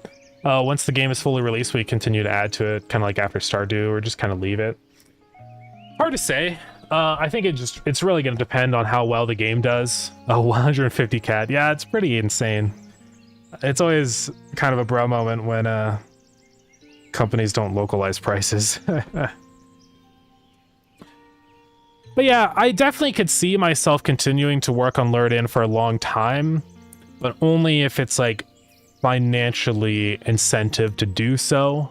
That's always just what it comes down to, if I'm being honest. I've had a really good time working on Lured In. Like compared to Starground, I definitely say I enjoy the development way more. I think there's a lot of reasons why, but it's just a much smaller scope. I feel like it's easier to add things in. Obviously, I don't have to deal with multiplayer, so that's a huge thing. Yeah, it's just gonna all depend on how much money I make, I think, unfortunately. If I make enough money to like sustain myself to develop the game, then yeah, I'll probably keep working on it. I definitely, one of the things I will work on for sure after launch is probably a mobile version, I think, is going to be the play. So we're going to be looking into that. Yeah, it's not like I'm just going to instantly stop working on it. I probably will continue updating it at least for a little while after launch, you know, maybe a year. But going past that, it's really hard to say. I mean, obviously, the reason why a game like Stardew Valley keeps getting updates and stuff is because they've made a bazillion dollars, right? The dev of Stardew Valley has probably made literally like over $100 million off of this game. So they're financially set for the rest of their life. There's really no reason there's no reason not to continue working on it. For them, it's just a matter of, do I feel like it or not? For me, it really is a limitation of, is it worth my time? Because time is money, unfortunately. But yeah. Also, you added my Sheliday. What is that? Oh, this guy. Yeah. Yeah, I added him in. He's pretty epic. Yeah, I have been wanting to do turtles and stuff, so I'd like to keep adding in more guys like this. Turtles, we'll do like some alligator type of guys. Yeah, I just want more, a large variety of different kinds of creatures. There's no reason to limit it to just invertebrate and vertebrate fish or whatever. We can do whatever we want. TMR is like Hall effect, but better. Oh, okay, nice. Say, David Does Dev, welcome in. How's it going? It only controls mouse cursor without Steam, so you can launch Steam. Oh. Yeah, the original Steam controller did not have that limitation. Like, it just basically was just a normal Xbox controller, and you could do all this stuff everywhere. So that seems a little odd. But to be fair, I'm probably never going to use it without Steam anyways, so... Yeah, you can add non-Steam games with Steam. Yeah. I wonder if that is something that they could eventually change at some point with like a firmware update. That would be neat. We'll have to see. Oh, so that's available in 3 days. I didn't realize that. The thing I really want to know about is the Steam frame. Like the price for that. I'm worried. I hope it's not $1,000. It's probably going to be between 500 and 1,000. That's my guess. But yeah. Are all the new fish and creatures only in the new biome? Most of them are. What I did is I moved the bristlenose pleco from the lake into the jungle, and then I added a new guy to catch in the lake. I think that's the diving beetle is what I added for that. So that's the only fish I added to the older zones, but otherwise most of the new fish are for the new areas. Though at some point I think I'll probably cycle back to the other zones and add in more fish. I just need to come up with ideas for them, you know. The more variety is always nice. I don't think the framer machine is coming anytime soon. Yeah. Yeah, the stupid RAM shortage. RAM prices have been better, I'm not gonna lie, actually, which is epic. I'm really hoping it continues dropping, though, because it's still insanely expensive. But if you look at, like, the cost of some DDR5 RAM... Well, okay, the biggest thing is that you can actually buy it. That's kind of the biggest change I've noticed, is it's available again, so that's cool. But, like, obviously this is still really expensive for a stick of RAM, but it's better. You know, it's like $270 for 16 gigs. But that is nice, solid DDR5 RAM, so I'm hoping that price continues to drop down, because I really want to upgrade my computer, but I think the RAM prices it's the one thing that's kind of preventing me from doing that right now, because it's just so expensive. Love the rain. Yeah, thank you, yeah. We'll give him Captain Krabs. Yeah, I do really like rain. I'm a big rain advocate. I think it's epic. I added rain Starground in this. I feel like I always gotta squeeze in rain in every game I make somewhere. Yeah, rain's very nice. I think this is just an on-screen shader, then all these little particles down here are like it's a GPU particle system. Works pretty well. Yeah, let's see, do I ever plan to add in Nidaria? Oh yeah, that's like jellyfish and stuff. Yeah, I would definitely like to add in jellyfish. I'll probably be adding in jellyfish for the coral reef zone. And maybe I'll cycle back. Also, definitely like the abyssal zone that I want to do. You know, bottom of the Mariana Trench type vibe. I think that would be pretty cool. Do some deep sea guys in there. Yeah, for sure. I'd love to add in some of these. It would even be neat if you could catch living creatures too. You know, sea sponges and stuff like that. Like creatures that don't necessarily swim around, but you can still put inside of a tank. So that's something I've been thinking about. Like a sea anemone, or you could do like, yeah, like a sea urchin. All of these kinds of guys are most common in areas like coral reefs, so that's where a lot of these will get added in. Yeah, coral are also new branches along sea anemones. Yeah, I could also do that too. It would be kind of fun if coral was actually a creature to catch instead of a decoration that you buy. Let's see, mid-2027 should be normal again. I hope. Yeah. It sucks though, waiting. My CPU is holding in there, but it is aging.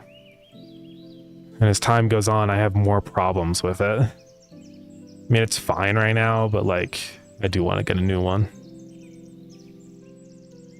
I mean, it's a good CPU for the generation that it is. But now they're on to like the 9000 series and beyond, I think, soon. So it's definitely showing some age. And I also would just love to get DDR5 RAM instead, because I'm locked to 3200. I mean, technically I could go higher if I overclocked, but it's not worth it. I got the drives though. That's the thing that was sad to see, is how expensive the frickin' drives are. I hope those go down soon, but I don't really know. It looks like it's a little bit better recently, which is nice. The 4 terabyte is still quite a bit expensive. Oh, that's actually the slow one. Hold on. I'm gonna go find the one that I bought just to compare prices. Okay. So the one that I bought was the SN850X. And let me go see actually how much I bought it for. Okay, so I initially bought this drive for $300, a 4 terabyte SSD, and now it is $670. So that's the one gizmo I've seen absolutely explode price-wise, which is yeah, disappointing. Yeah, it's double the price right now. It's just like, oh man. But I hope it drops. Yeah. Yeah, 125% increase. Yeah, it's insane. Yeah, a little bit too expensive for me. Well, I'm glad I got it though before it exploded. I've been kind of stable with my like storage needs. I think I finally have like reached a spot where I have enough space to where I don't really need to bother getting more storage now. I mean, to be fair, I have like what, 4, 8, I have like 15 terabytes of storage or whatever. It's like a lot. But it's a decent amount. Like I have all these SSDs now, so I can kind of swap things around between these three, like game-wise and stuff. And I've been uninstalling a couple games that are like enormous, you know, that I just don't ever play anymore. So, yeah, what's up, Season? How's it going? Why do you have so much? I have 2. I just got a lot of data, I guess. I've got all the videos I record and stuff. That always takes up a bunch of space. Just lots and lots of games I have installed. Yeah, and also I like back up all my phone videos and photos into my computer also. So yeah. I have to build a new PC soon. My wallet and I are not looking forward to it. Yeah. I know. I looked like I bought an SSD and RAM like a month before the price increase, so let's go. You don't have 4 terabyte drives? Yeah. But yeah. Even hard drives are really expensive, which is insane because it like reached a point where hard drives were so cheap. You could get like a massive, like really good quality, like Western Digital 7200 RPM, like 4 terabyte hard drive for like $50. And I was like, dude, that's awesome. And I bought one.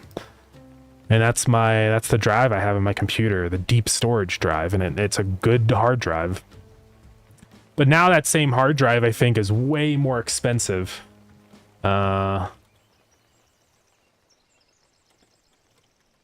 It's insane to think that hard drives are the things that are expensive now. Like, what? I can't remember what, I think it might have been a WD Black, but yeah. But this same hard drive now, it was like so cheap before, and now it's not cheap at all. It's $230. That's very sad. But I'm glad I got it while it was cheap. I'm so tired of all this garbage, dude. First it was the Bitcoin miners for the GPUs, and now it's the AI tech bros. It's hard being a gamer. Everything's more expensive. I think they really want to go for the you don't own a PC, you only rent it. I hate the renting models. It's always stupid.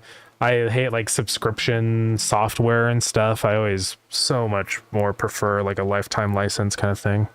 That's why open source is epic. But yeah, renting PC hardware sounds awful. It'd be so expensive. College has an esports room that has a high-end PCs available to all the students. PCs go missing incredibly regularly. Yeah, I'm not surprised. I'm gonna increase this multiplier a little bit until we get a value that I'm feeling better about. So that's 80 seconds. That feels pretty decent there. And like, this isn't the final upgrade level or anything. Like, you can buy more. So I do have a lot of money, so I mean, I could buy more. Just keep it going up. But yeah, it does kind of reach a spot where it levels off, which is what's good about doing a percentage-based approach like this for speed and stuff. Because now it's kind of like, it's at 69 seconds. That feels pretty decent. So. Still using my original HDD drive from over 20 years ago? Oh yeah, that's crazy. Yeah, I've still got a really old drive in my computer from like my first ever computer. And it's still working, but I'm afraid of it. So I never put anything on it anymore. It's this guy here. He's so old. I think I got that back in like, oh god, what was that from? It was like 2012 or 2013, I think. And it's when I like got my first gaming PC. I'm surprised that it still runs. But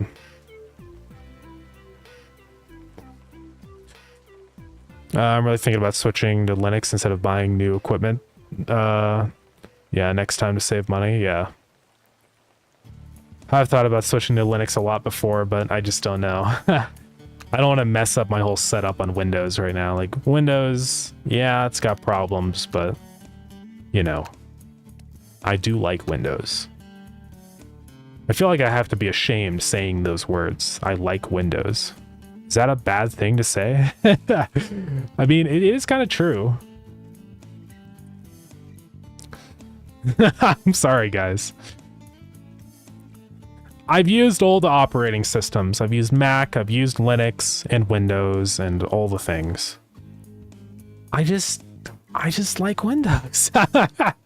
Obviously, I don't like some of the aspects of Windows. I don't like Microsoft. Or any of the stupid garbage stuff they put into Windows. But honestly, once you get like I have what is it called again? Winhance. You can just turn all the stuff off and get rid of it. So after that, Windows is pretty nice. But yeah. There's ways to get Windows for free if you know what to do. Yeah. I mean, I've had my same Windows key forever. Windows is okay. I just used to open source software to delete most of it. Yeah, that's probably Winhance. That's what I used to. Winhance is pretty cool. So hey, Kinkles, welcome in. How's it going? Okay, so hopefully we're at a good spot here now with the pot upgrades. It is definitely quite a bit faster, you know, but it's probably okay. It does cost money to drop these pots, so, you know, there is always a little bit of a trade-off. So it's not like a complete, just infinite free money. I mean, it is technically, but you know what I mean. And this is definitely very fast, I think, on the crab pot speed. I might even drop it a little bit more. It's hard to say because it's like the crab pots are one of those things where really you use, I want people to be mainly using like in passive time. It's not like you're sitting there waiting for the crab pots to catch stuff. You're like just kind of chilling in the background. So yeah, I mean, especially since you can just, it's an endless upgrade and you can buy more, I'll probably cap it at 20% increase. You can use Epstein's infinite Windows key for free Windows. Oh yeah. Oh man. I probably won't ever. I mean, I already have all the keys I'll ever need. It's always a little shortcut sometimes I've used. When like I've done a lot of like computer upgrade stuff for my dad's business, right? So whenever there's old Windows computers that they don't need anymore, I just write down the keys.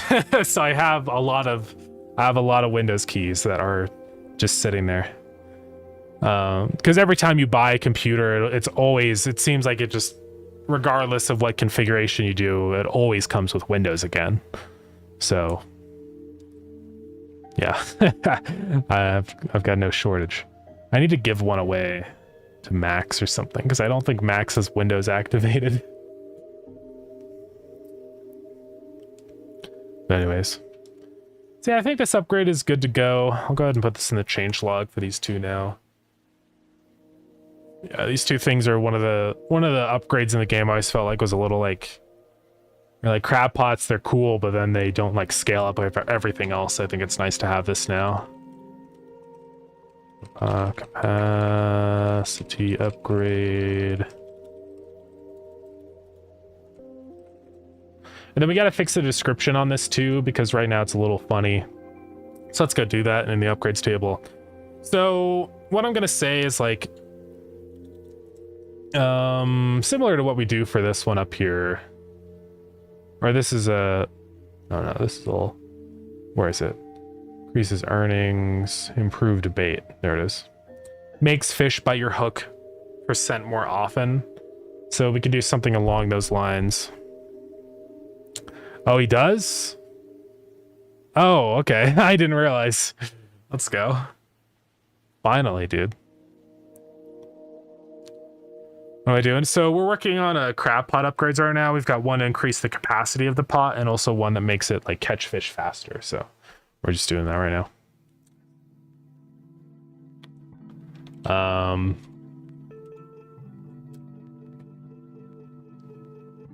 Let's see.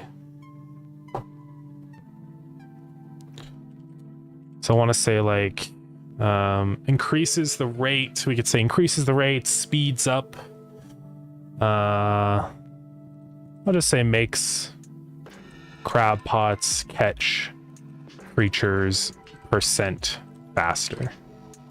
It seems pretty concise, you know? I think it'll work. Makes crab pots catch creatures 20% faster. I think that'll work. So then I need to actually pass this in now. Grade. We have a function here called fill description. So if there's like an upgrade like this where I need to fill in a %, I can do that. So I'll just throw that in here. I upgrade that, and then we'll grab %, set it to 20%. So let's go ahead and give that a gander. It should be working now. So I don't officially condone this, but you could definitely make some money from selling those keys for cheaper.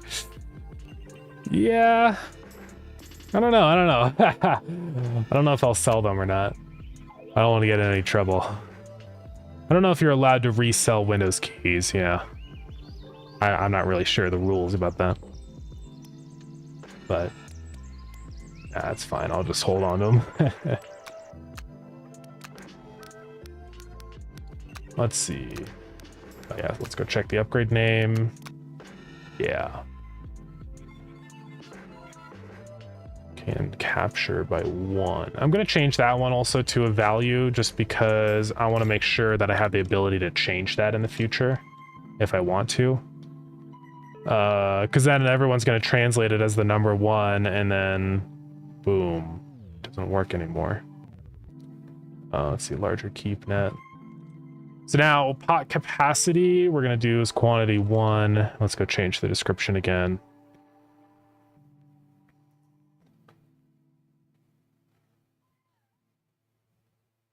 I don't know, I think there's probably a more precise way I could say this.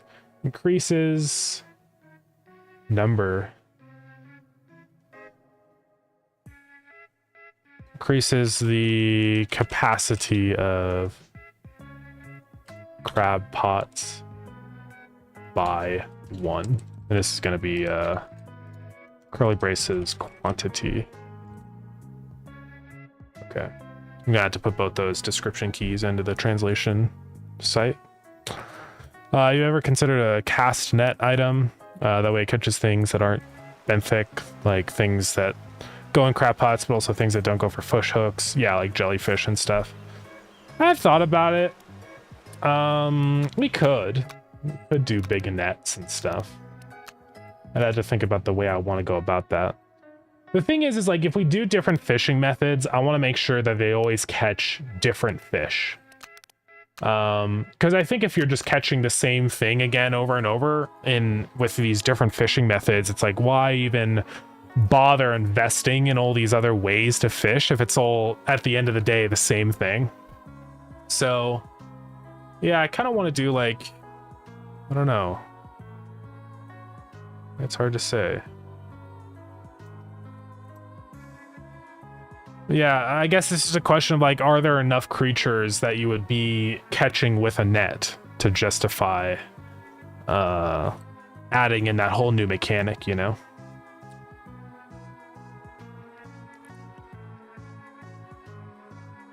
Because I can think of jellyfish. I mean, that's definitely like an option, but it's like we'd have to think of like fish that we could add into every single location, right?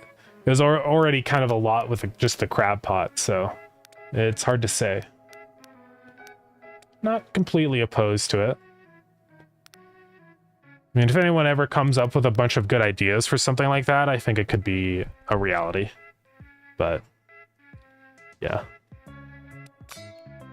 Anyways, yeah, crab pot upgrades are working and implemented.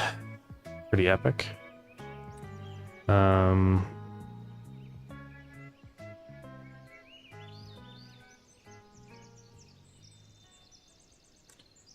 So yeah, what do we want to work on next? I think today is just kind of an upgrade sort of mood. I just want to get a bunch of... I just want people to have a little bit more meat, more content to work through. Yeah, I still don't know what I'm gonna... I put this down as like basically the speed it takes for you to cast your bobber out into the water. So like there's this little initial, you know, you gotta click and hold the cast, right? And I don't know if that really needs to be improved speed-wise, because it's like one of those upgrades where it's a little iffy, because if I upgrade the speed, you have way worse control over how far away you're casting and stuff like that. So I feel like that's kind of just opening up a can of worms I don't need to open. So I'll probably avoid that, actually. Fish can't.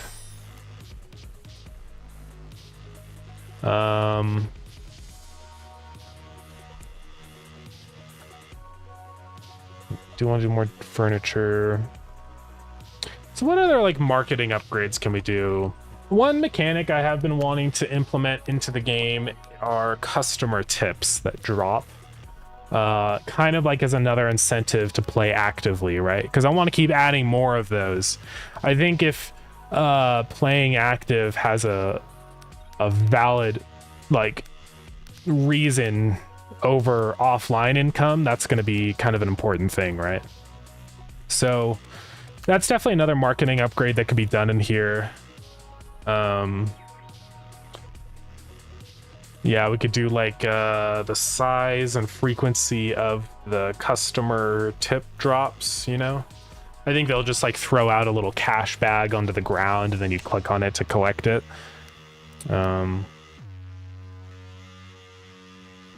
Yeah, for enough, I personally think there are enough, but they're definitely more niche creatures. Yeah, I mean, I think it's just a thing of like, we'd have to have those kinds of creatures in places like the pond, lake, river, ocean, every single region, right?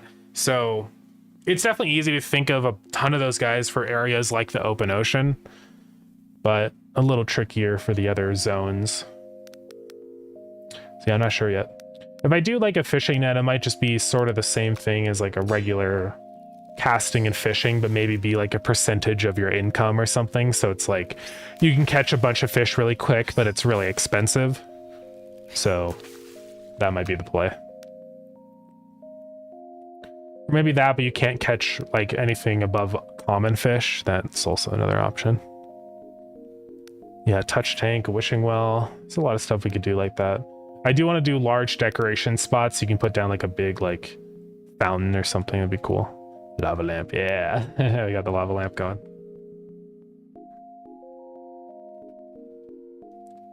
It's pretty epic. Yeah, I actually do like how the shader turned out. I don't know what I did to fix it, but I'm not complaining.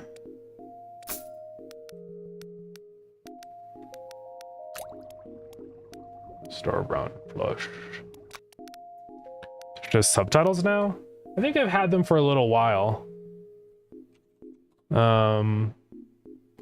Yeah, I never use them. I don't know.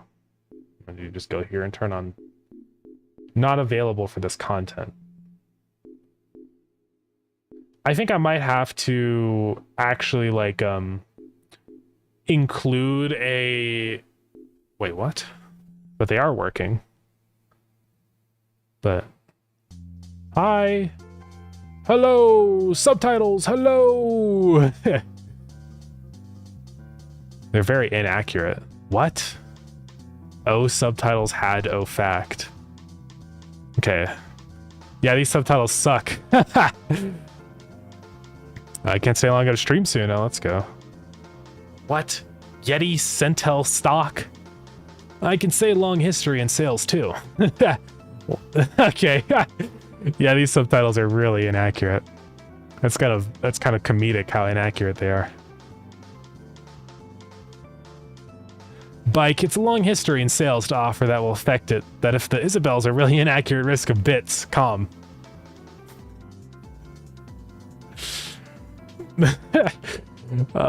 Really an actor, Mr. Gates, call him. Okay. Oh, those suck so bad. That's actually really funny how bad those are. How do they mess up that bad on their subtitles? I don't know.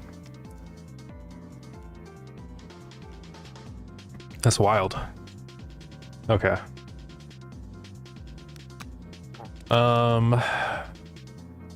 Yeah, I guess we could work on that mechanic.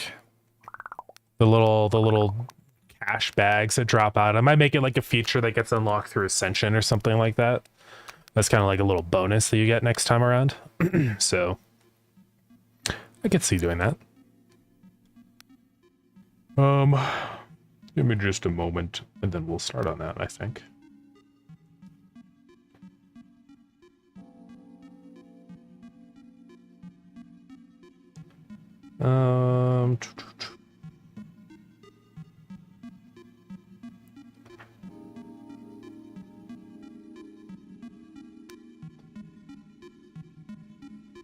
Okay.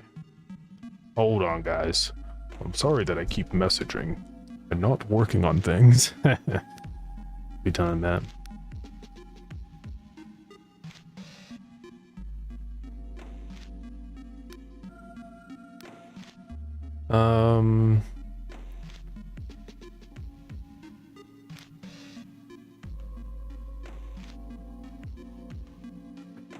Okay, so what do we need to do for these little cash bag drops?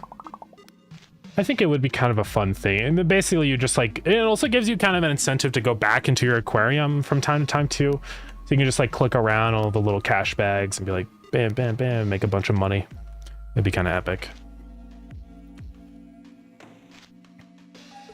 Yeah, I'll have to figure out how to calculate like the cost or how much they're worth. It'll probably be something sort of like a ratio of your base income. But I do want to include upgrades. Yeah, we'll see.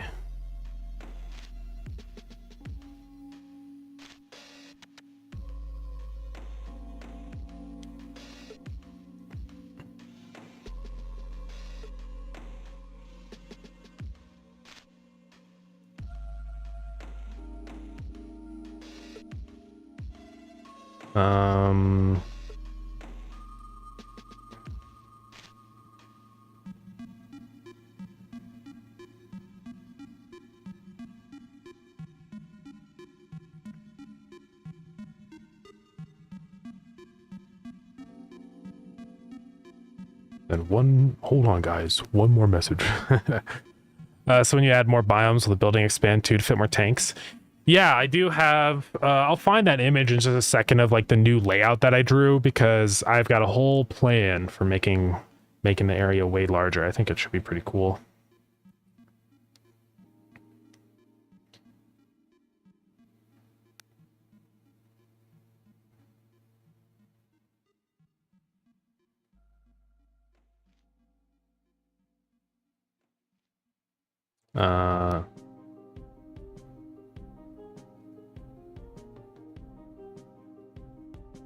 Okay. Let me go find that image. It's, where did I put that? Is it on my desktop? It's somewhere around here. Oh, there it is. Layout. So I'll show you the new layout. This is something that we will be working on very soon. I think the plan is I get this update out with the new zone, just give people some more stuff to do. And then begins the big layout. Because I'd like to get this done before we launch the demo, which is honestly pretty soon. So, yeah, here's what I'm sort of thinking for the new layout. So, it would introduce a lot of new tanks. I'm not 100% set on the tide pool tanks yet. I don't know. I'm thinking about it. But essentially, it would sort of like make it so you unlock all these little areas as time goes on. So like you start in the reception area and you just have one tank in there, right? And then you can buy like a new section of the aquarium, like this middle area in here, right? And that unlocks all these new tanks. And then stuff like the large tank and these get unlocked over time. The research building then would exist over here with like the researchers walking around and stuff. This will want to be some kind of like merch shop, I think. Just like a little, and a lot of this is going to be mainly visual, but I think it'd also be cool to like tie these sections being unlocked into things like research and ascension. Because then it's like you unlock merchandise and then boom, this little merch shop shows up. And like the food court and stuff like that, that's probably going to be like a whole mechanic on its own. I think I'm gonna have some like, it would be actually really cool if you could like sell food and like choose what you're selling in the food court and stuff to people as like another little passive income thing. It'd be kind of cool. I know aquariums have like stingray feeding things. Yeah, some people, yeah, fish to feed a raise. Yeah, I think that's kind of what I was thinking a little bit with like the tide pool tanks, where they're like these like flat open tanks that like people can like, you know, interact with and stuff. So something like that might be cool. But yeah, I'm not sure 100% yet. I'll have to think about it. A lot of this is like, I could come up with a bazillion ideas, but it's always like, you know, tricky, the time commitment wise, right? Because I want to make sure I'm limiting scope here. I would love to do all these things someday, but I have to be ready to finish the game before July, so, you know, I don't have all the time in the world. I think we can definitely get some of it done. At the bare minimum, we'll just do the large tank and all that stuff and all these other little tanks around. I might just swap these 4 Tidepool tanks out with like normal sized tanks. I'm not really sure, but we'll see.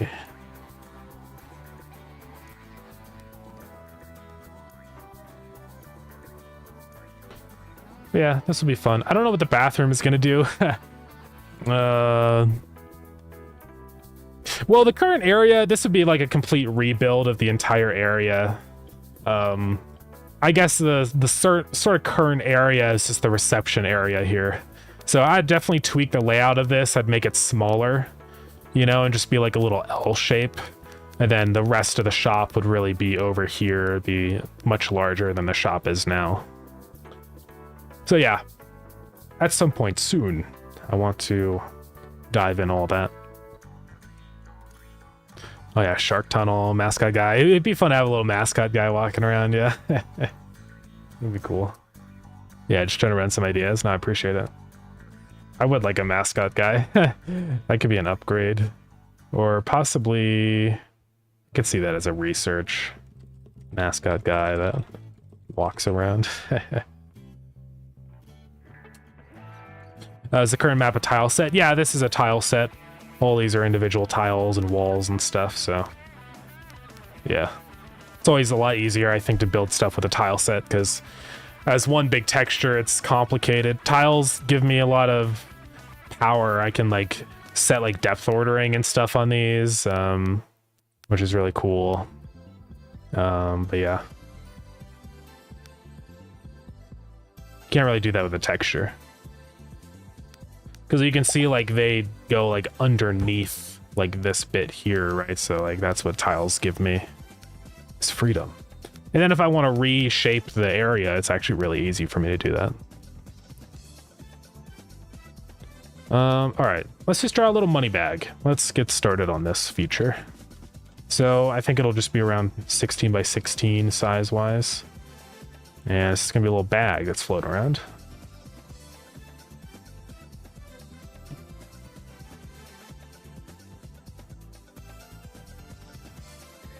wait. Let me look at an image of a money bag.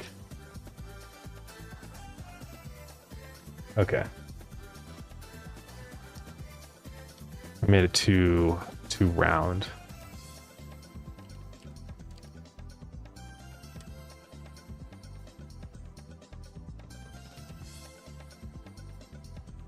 Let's do that.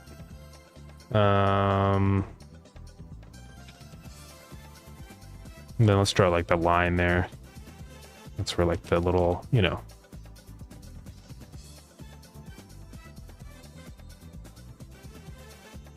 Maybe something like that. I don't really like that though, at all. Let's see.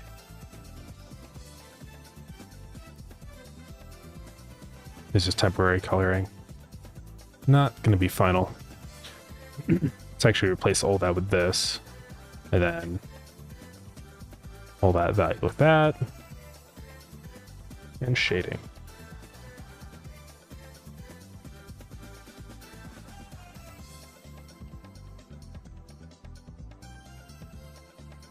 Something along these lines. We'll probably make this look better later.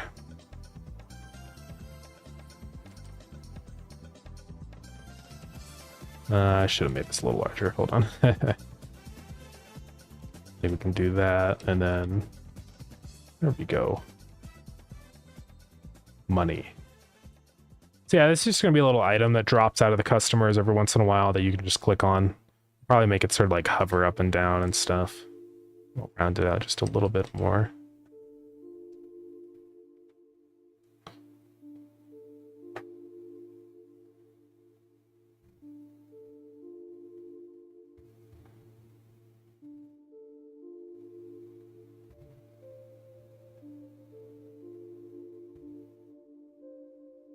And then we'll make this all, you know, tan and whatnot. I don't know how I feel about the thing up here. It's kind of like tricky. Do I want to do... I might like flatten this a bit. But then I run into like the top of there. I mean, I think it's probably okay. Make this more like that. I don't know how I feel about that. Just do that for a second so I can get an idea for the background. No, I kind of liked it more before, actually. Let's redo all that. I think I just need some darker areas.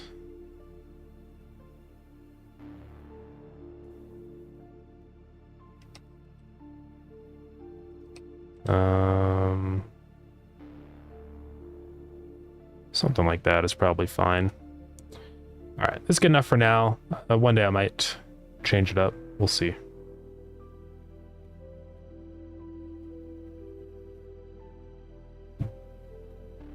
And that there, I think I want to do a little bit of stuff here. Might make that like brown instead. It's really hard to get the look I want on this, right? Maybe like off to the side like that. Or maybe we kind of reposition this up above. I think like that. Maybe like that, actually. Oh, actually like that. This kind of works. Sort of.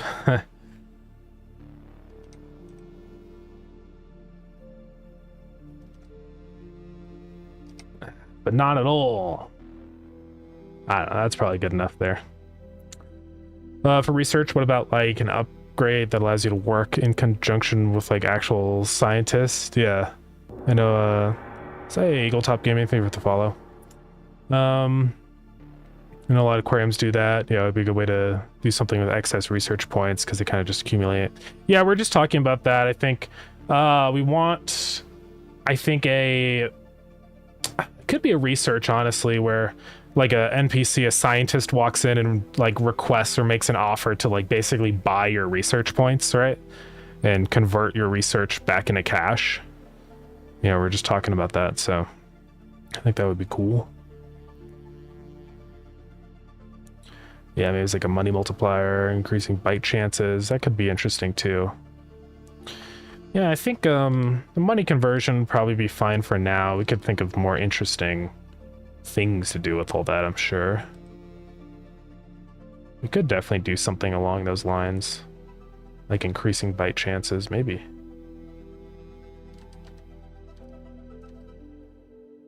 What color do I want to do on this guy here? Any other color is going to look weird. I guess I'll just leave that. Okay, I think this is good enough. I don't know if I'm going to change the color on the money. Obviously not that color. I could do green. Yeah, let's do green. Now, I would like to anti-alias this a little bit. I don't know if we're going to be able to easily.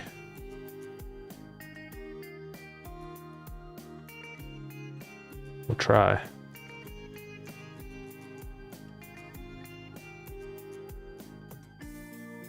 Stick with that color.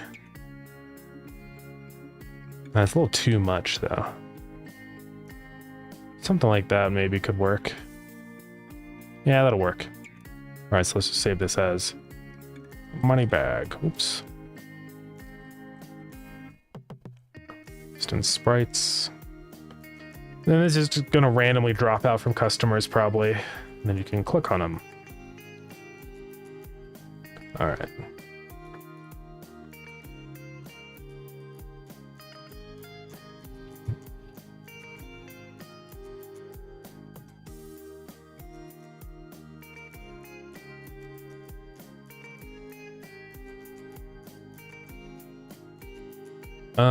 Okay.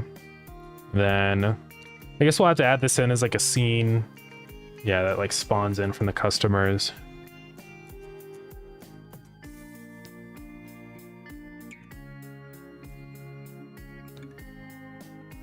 But yeah.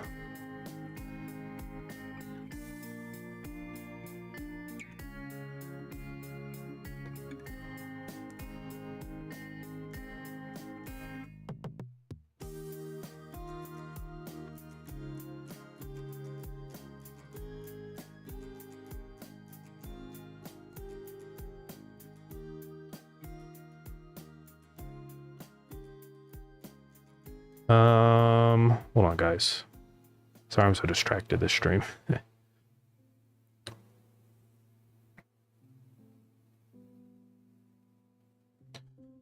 Okay. So let's go add in a money bag.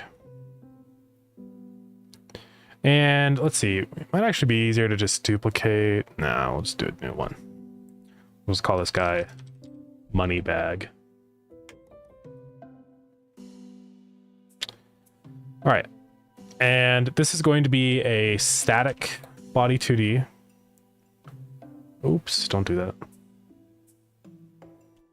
It's gonna have a sprite 2D. Let's get, nope. No, sirree. Money bag. Another sprite.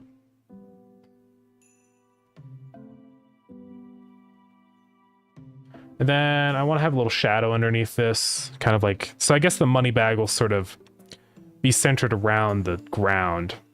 I want the money bag to kind of float up and down just a little bit. So we'll have a shadow here, set that to like below everything. Because I think having it sort of go up and down, it like feels to me more like something that I can click on and interact with, if that makes sense.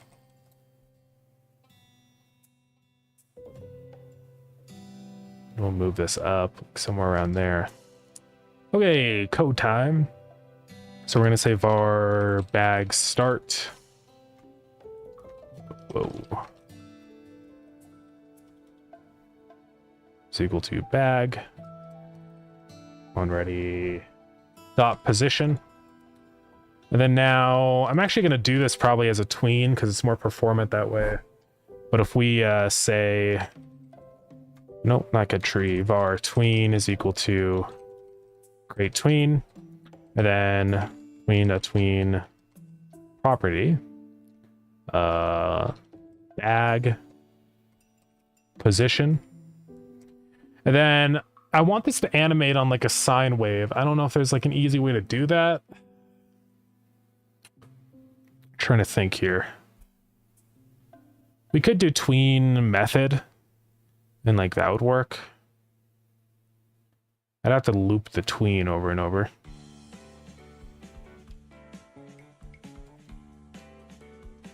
Yeah, let's do tween method and call it animate bag or something. And I'll just go from 0 to 1. Well, actually, I might want that to go from 0 to pi. I'm pretty sure. I can choose duration. Then this will take in a value val and just say bag dot position is equal to bag start plus global dot sign range. We can choose our values, right? -2 to 2 and use value as our time. I don't know if this is gonna work at all. Try.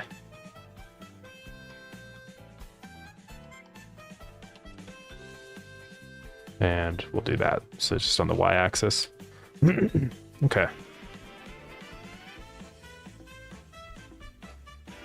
So that's good there. So I think that'll work. It'll do its start position plus an offset with a sine wave. Yeah. And then we're gonna add like the shine shader that we've got and everything to it. So yeah, we'll do a whole bunch of stuff to it. I'm just gonna go spawn one in just so I can kind of get an idea of what it's gonna look like. Yeah,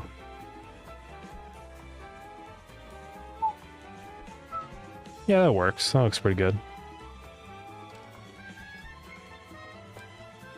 And also I need to set this tween to repeat or whatever. I don't know. I don't remember what it's like.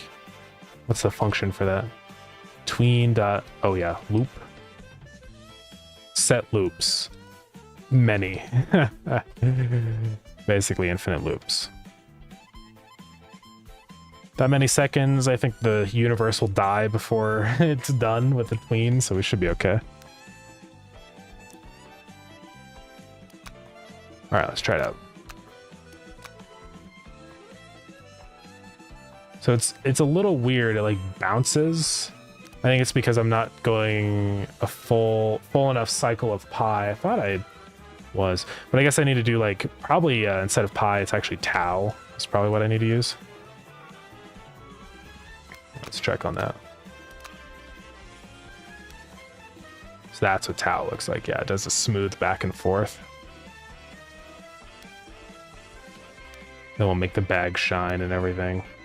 I think the shadow's a little too bright or dark, I mean. Okay. So it just floats up and down like that. Then I might want to slow it down a little bit. Is that 1 second right now? I could do 2 seconds instead. That feels a little bit better. Then we just got to set up the collision stuff. So we want this to be set to collision layer 3. And then go into all of our stuff, right? Also, I'm going to have some functions like set, or I'll have like this thing, right? Var hovered.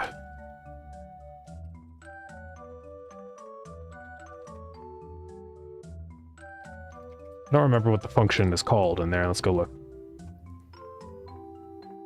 So whenever I hover over it, it calls hover. Okay. Yeah, body.hover. Function hover. And then do I do that up here as well? I think I reset it. What do I do here? Okay, so I'm just modulating it for that. I think that's a easy way to do it. So where do I do that? I'm not 100% sure where. I do really need to like merge a lot of these into the same thing in here. I've been kind of bad about that. Oops, extends. Static body 2D. And class name money bag. Okay. Let's get rid of function hover.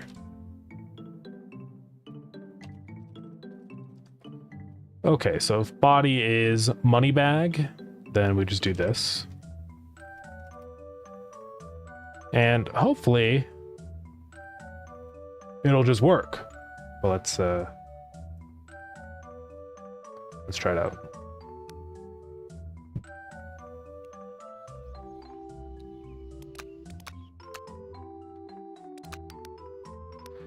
What?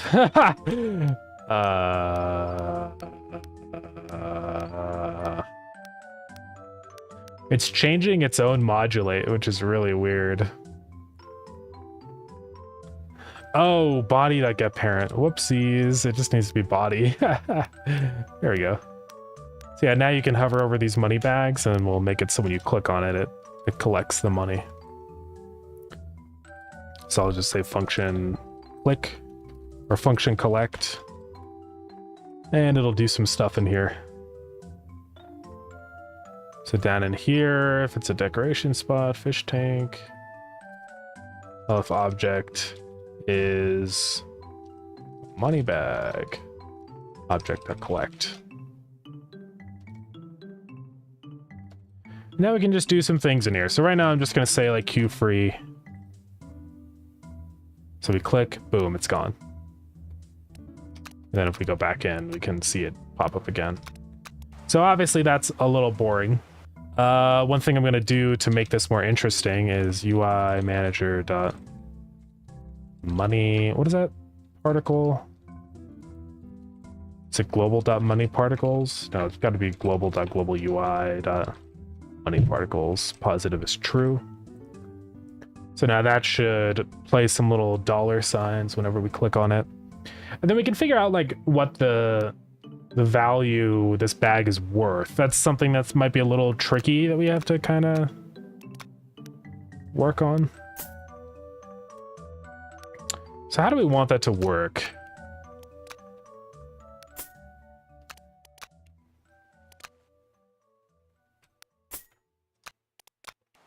I'm just thinking like, how much should this bag be worth, you know? I'll probably start it off as like a fraction of your income. And then just slowly, or maybe just make it so it's always a set fraction of your income or something. Donation boxes for endangered species, you know, like how zoos try and guilt trip you into donating. Yeah. That could be neat.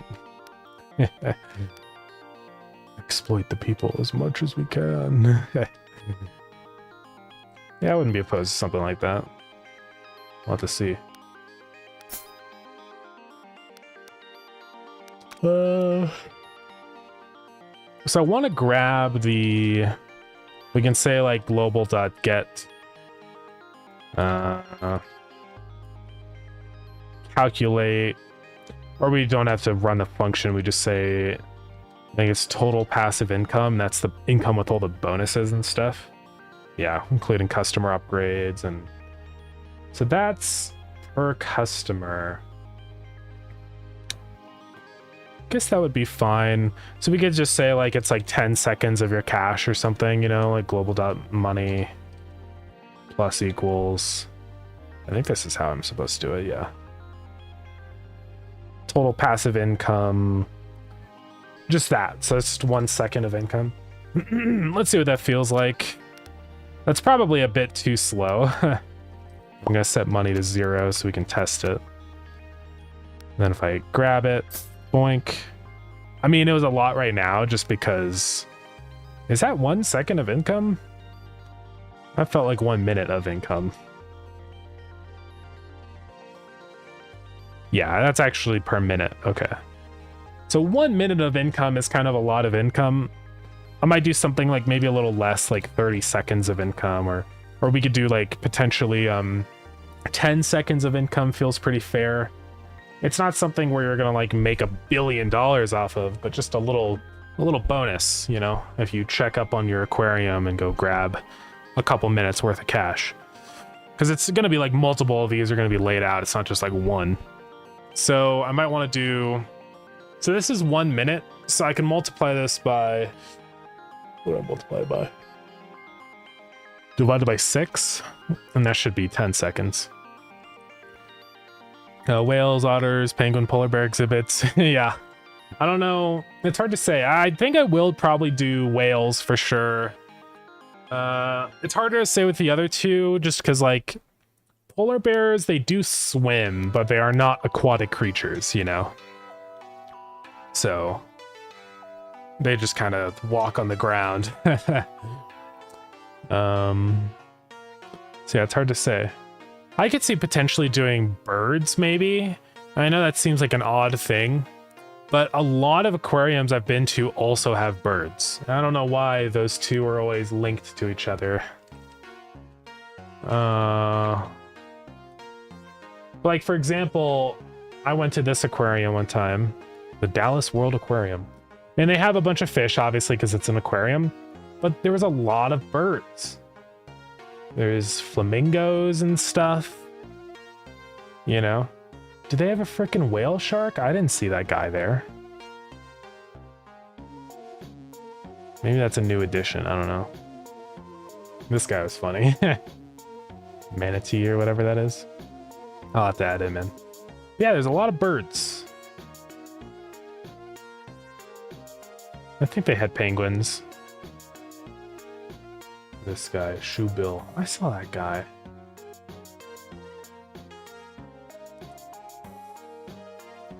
Yeah, there's a whole bunch of things. They also had some monkeys up like in the... That's not a monkey, that's a sloth, but yeah, penguins. It is really cool. They had this like big tunnel. It's pretty awesome. I don't remember that. Like a conveyor belt? I don't know about that. They might have done some new stuff. This guy's always chilling there. I got a picture of him. He's pretty cool. What do they call that? A sawtooth shark or something? Yeah, these guys. Sawfish. I do want to add these guys in. They're funny looking guys.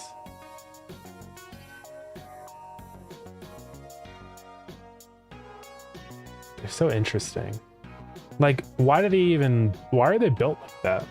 Like, do these spines actually do anything good for them? Do they attack fish like a saw? I'm kind of fascinated by their biology, you know? It's so funny because it looks like those are his eyes, but those are its nose.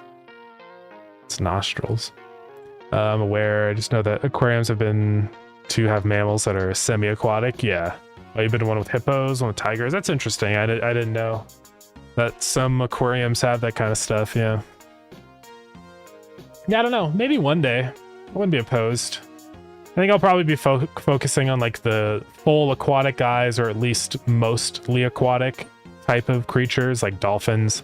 I mean, dolphins are aquatic, but they also breathe air. But you know what I mean. They thrash their heads. Oh, okay. Interesting. So they just wiggle around and slice everyone up. It's pretty cool. Sawfish versus soft shark. Nature is so crazy. Like, how do they even come up with this? I mean, it's a stupid question, but you know what I mean. Like, how do they start? Like, did they just have like one guy had some weird, wacky, broken teeth or something, and then he just started wiggling around, and then it just kept going from there, and it just kept getting longer and sharper, and you know, it's so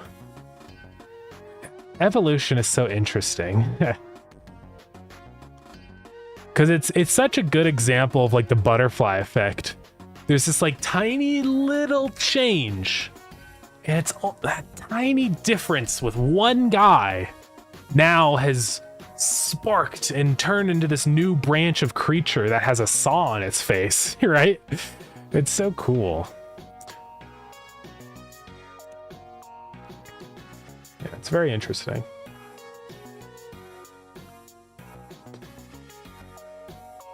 Anyways. Okay, so we'll just make these guys throw out a money bag every once in a while. I don't know if I'm going to do like a special animation or not. I hate animating. I might just do like just rotate their arms up and like throw a little money bag out. Because the arms I can animate as much as I want. So that would probably work. And then I'll just spawn in a money bag. So let's go to the customer scene. I don't know when they're going to throw the money bag out. I might actually do like a chance-based thing whenever their navigation is finished, possibly, or just have a random chance at any moment for them to do it. It's hard to say. But here, let's go ahead and try it. I'm going to make a function spawn money bag, right? This is going to reload the money bag.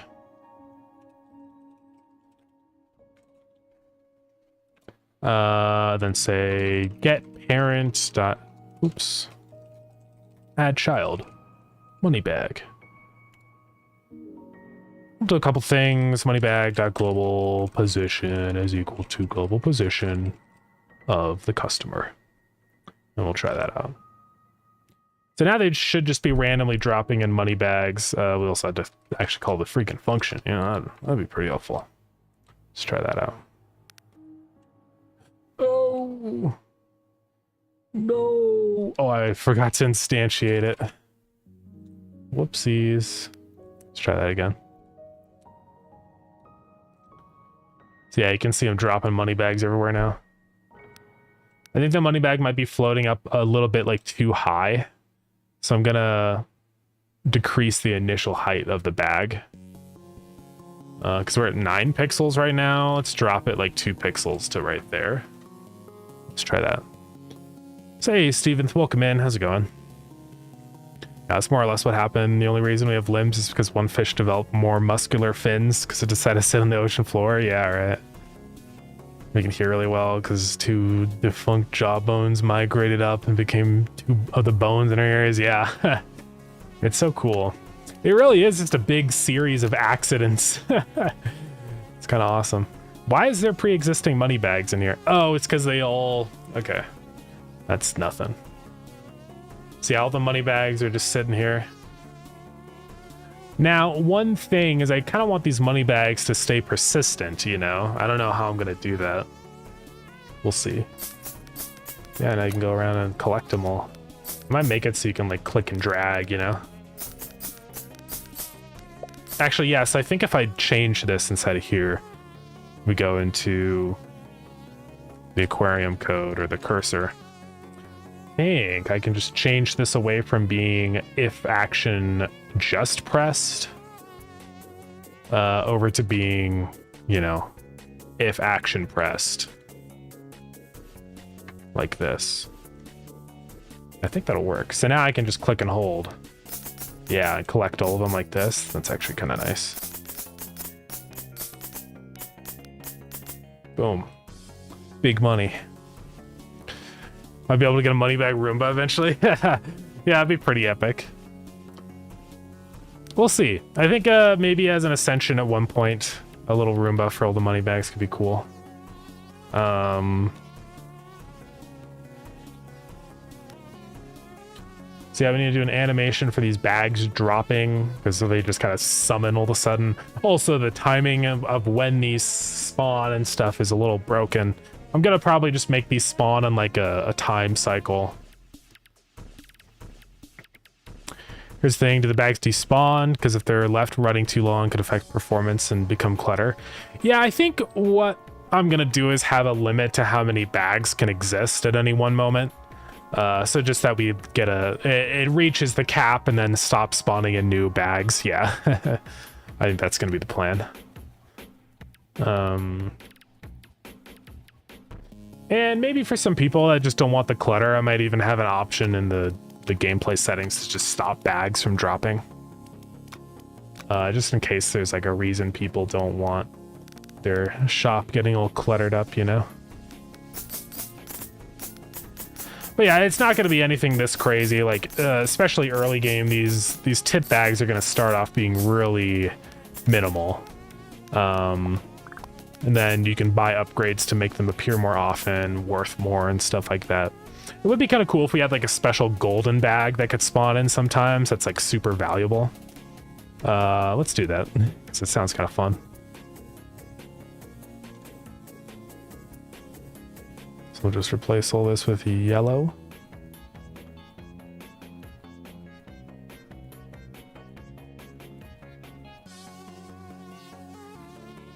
Yeah, that'll work there, and then do that. And then let's make it look golden.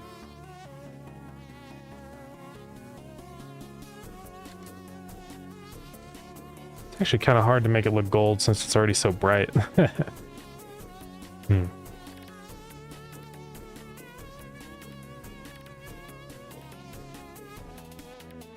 I'll make it shiny wherever I can.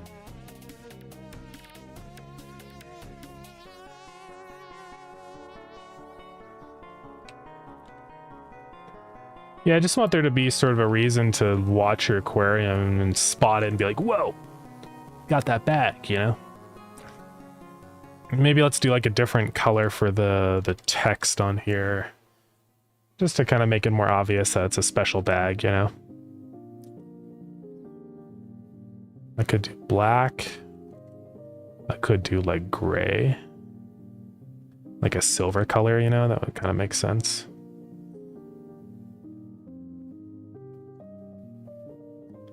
Yeah, that would work. All right, save this as money bag rare. And it's probably going to be like a 1 in 20 chance for any money bag to become a rare one. Maybe even eventually we add in the ability to change that behavior, like upgrade it to make them more common. How about a field trip theme, like a temporary income booster? Field trip. Oh, like a bunch of like kids walk into the aquarium. Yeah. There's a lot of things that we could do like that. Boop. Our rare is false, and then we're gonna say if rare. We're gonna swap out the sprite. So if rare, else, then say bag.textures preload money bag rare and regular money bag. Okay. And then also, if we have a rare one, I want there to be some particles playing.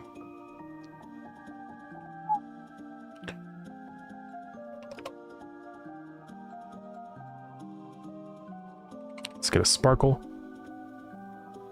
Those sparkles are too gosh darn big. I might make another sparkle texture that's like a tiny sparkle. Just like do maybe a 3x3.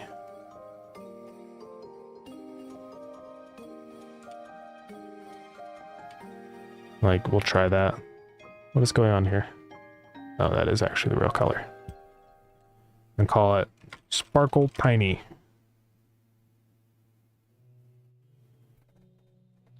And I might make this pure white just so it like stands out a little bit more. Okay.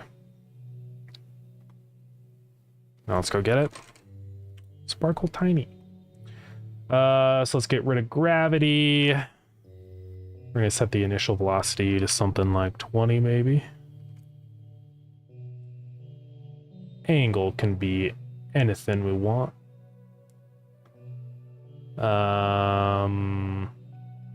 Where's the direction? Full direction. Then color. This is going to be behind the bag, so you won't like see them spawn. Let's move it up a little bit. Put it as a child of the bag. Well, it sparkles. Let's say show behind parent.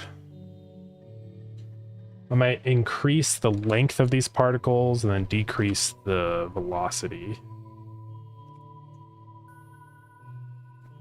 Let's see, decrease it just a little bit more. And then for color,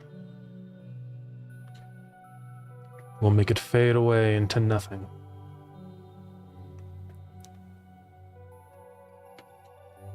Yeah, I think we need some more. Something like that.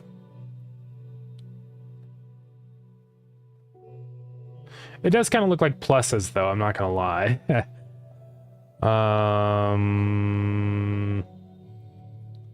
I think I'm just gonna use these and make them smaller. Might look a little odd, but it'll be fine. Looks more like actual sparkles, you know? Like that. Yeah, it's better. Less money. I mean, sort of. And then I'll only make that emitting if it's rare. Okay. I think that's basically everything. I could potentially make it make sound also, but that might be a little extra. Okay, then the final step, I think, for the money bag is I want to do that little shine shader on here. Now, I did merge it in with that other shader for the UI button, so I don't know if I have a good shine shader here. Because if we go, what is stup? Okay, that's not real. Let's go into our UI shader and we can look at it in here, right? You can see where it does all the shine effects here. So if shine active, we do all this stuff. Yeah, we could probably make it work in here. Let's go give it a material. Just gonna save this as a standard one called shine. I don't really have a spot for shaders yet. I need to do that.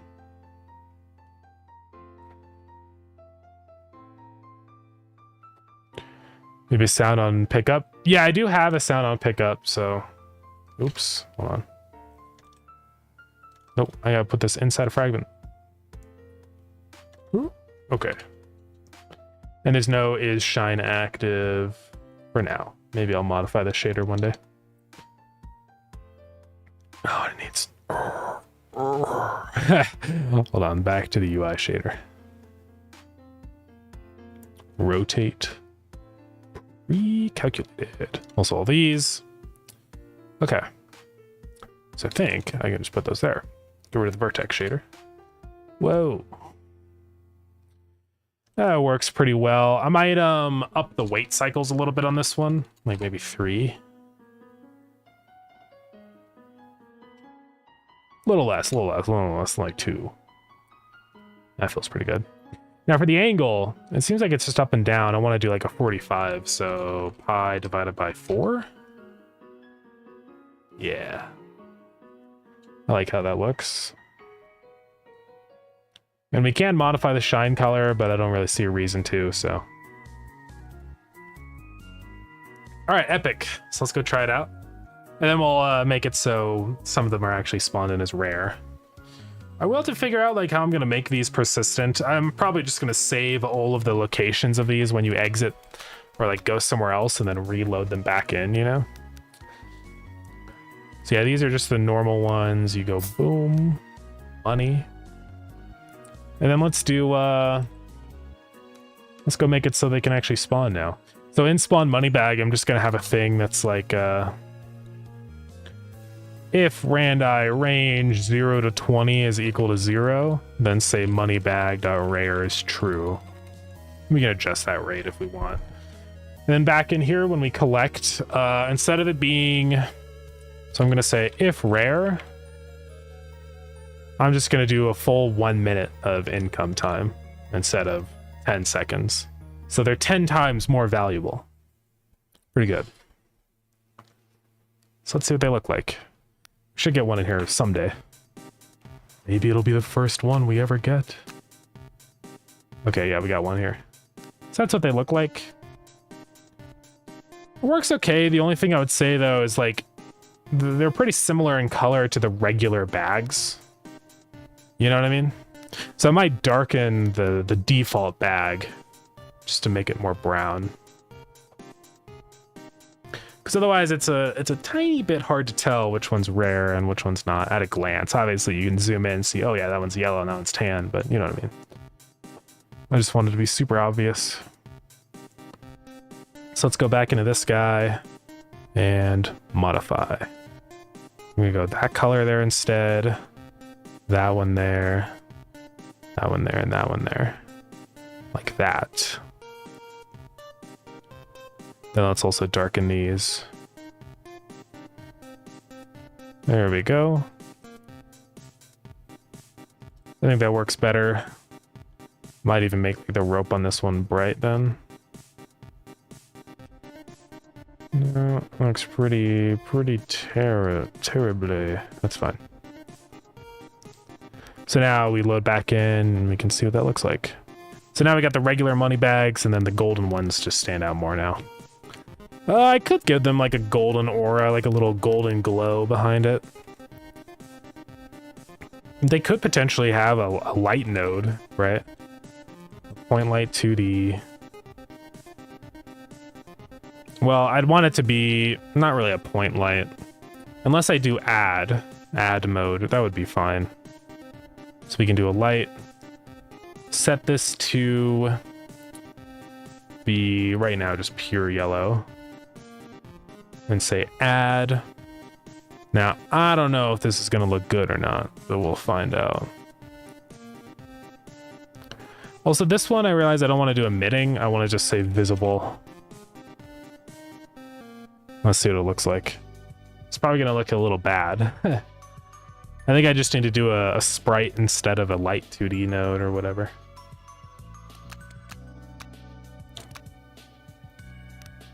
We don't have any yet. Just gotta wait. Let's get more customers. They'll all drop one eventually, I swear.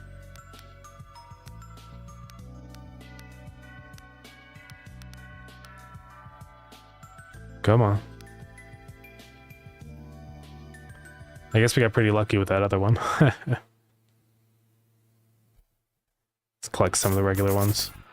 Whoa! Yeah, it might be a little bit too intense. I don't know, guys. Let's set that to 002, 005. So that's what these ones look like now.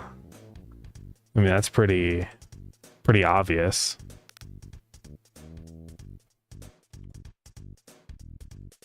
Yeah, actually, that could work. 005. And then maybe set the energy a little bit lower and use our actual yellow color.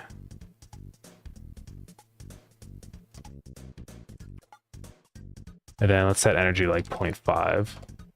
It'll just kind of brighten them up a little bit more. I think it could look nice. What is hip shop?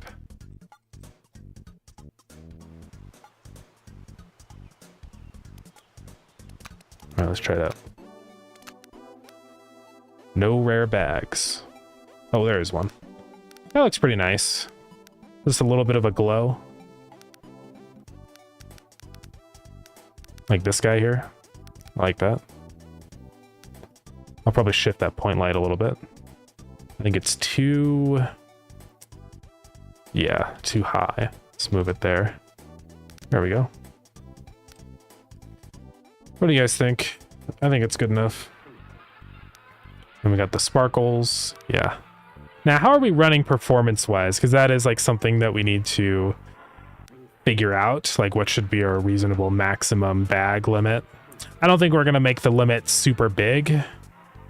But I just want to run this and see what's going on in here. Just run it for a second and stop. And what are we at? So money bag animate, it is running a little slow. So we might have to figure out a different way to animate the money bag. That's faster. It's really hard to. Yeah, maybe like a percentage of recurring customer base. I think that could make a lot of sense, yeah. Yeah, multi-mesh. Yeah, like 20% of your customers, that would be good. We could do a multi-mesh. Well, the problem with the multi-mesh, though, it wouldn't really solve our problem. It's the animation is the only thing that's actually incurring a performance issue, right? I don't think it's the nodes themselves actually becoming a problem. So, is there an easier way or a more performant way for us to animate this? I'm trying to think if like we could use a shader, you know, for this, which would be faster. Honestly, I wonder if that's feasible. Do a shader to wiggle it up and down. We could probably just move all the vertexes on a sine wave in the shader, and then we wouldn't have to have a tween or anything. Should we give it a try? Now, the only thing, though, is the light and stuff won't follow, but I think that's okay. It's worth the performance improvement.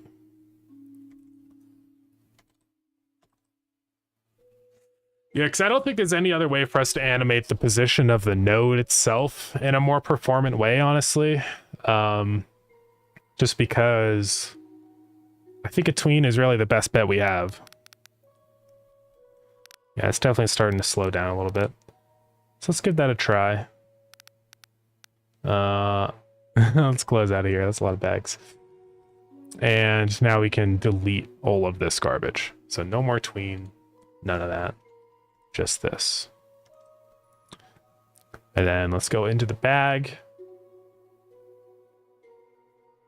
For now, I'll just modify this one. It'll be okay. Then we just say void vertex. Like so.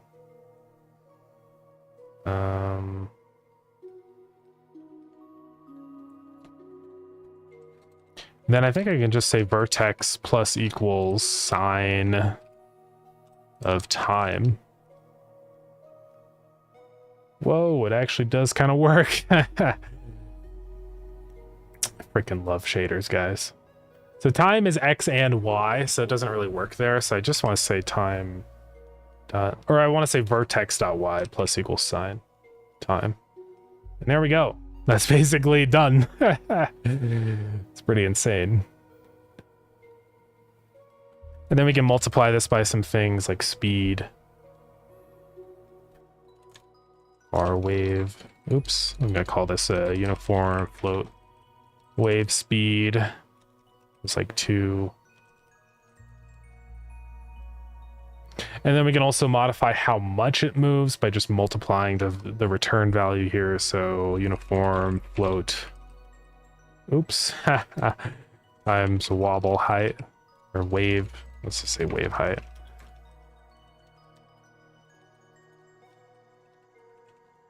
Is equal to 2.0.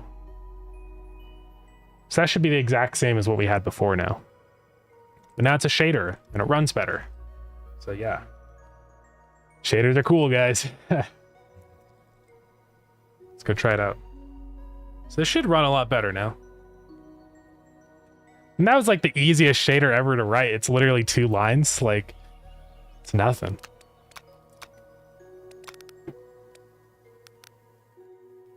There we go. So now we're just going to let this run for a minute, get a bunch of bags built up. And yeah, see how things go performance-wise. Hopefully this shader runs fast. I mean, I think it should. I don't see why it wouldn't. There's probably ways that we can make it run better. Maybe. I don't know.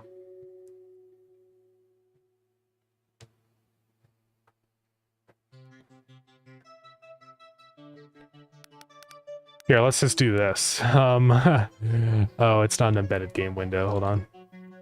Let's go ahead and make it an embedded game window. And then we can just run like the speed. This will be funny.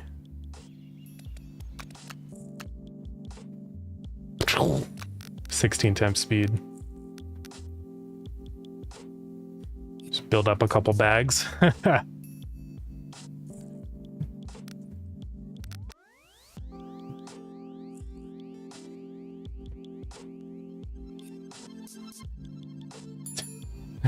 That's a lot of bags. What are we running at? I mean, we're never gonna have this many bags, so this is like a very severe stress test, right? There's a lot of bags. Yeah, we're running, I think it's better than what it was before. I mean, we have way more bags than we had before, so it's not really a fair comparison.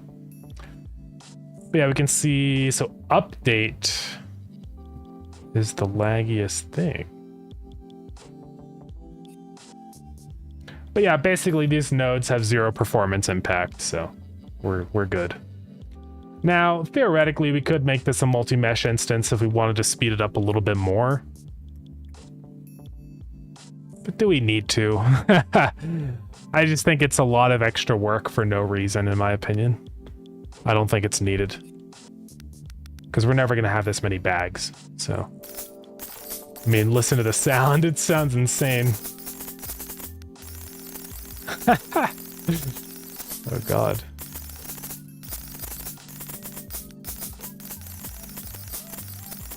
It sounds so crazy.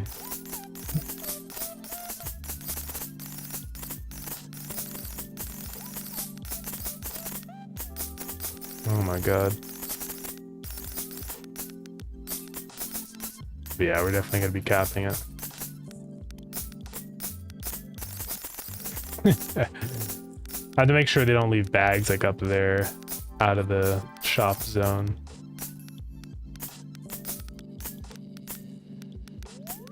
I do need to fix that. I should always prioritize selecting the bag first before the customers and stuff, so I'll probably change the ordering of how I do the code. Because right now when I hover over like a bag on top of a customer, it tries to select the customer instead. No, there's already more. Well, anyways, I think we're fine now.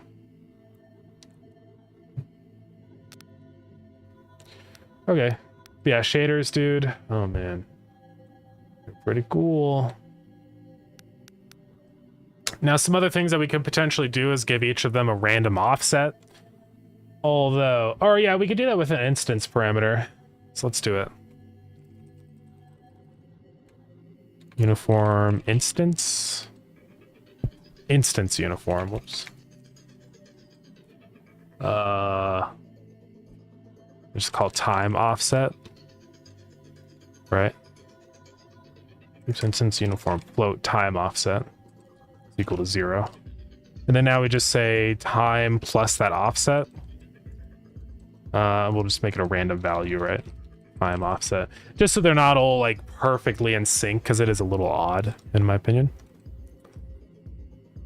All right, and then we're gonna do that. And then just on ready over here, it's pretty easy.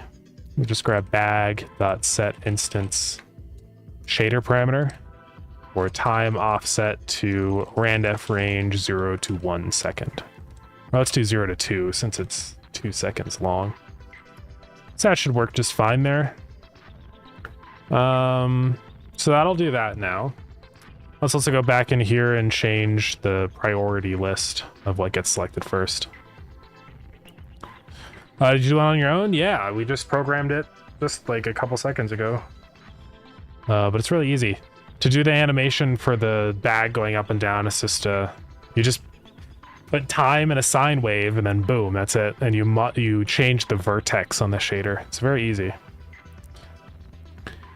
What have you been adding to stream? So we added a couple things. I'll go show it off here in just a second. We're just gonna move this check down here, or not that one. That one's fine, but it's this check in here. I just want this to be one of the first things that's selected here, since I think it's best to like prioritize selecting the bag before anything else gets selected. All right, let's try that now. But yeah, we added 2 new upgrades that Sunny worked on that I just merged into the main project. For those, we've got upgrades to the crab pots in here, so you can increase their capacity and make them catch things faster. So that'll be nice. And then the other thing we've been messing with is these like little money bags that customers drop, just like little tips. So now you can pick them all up and make some money. It's just kind of a little reward for like going to your aquarium and like playing actively and stuff like that.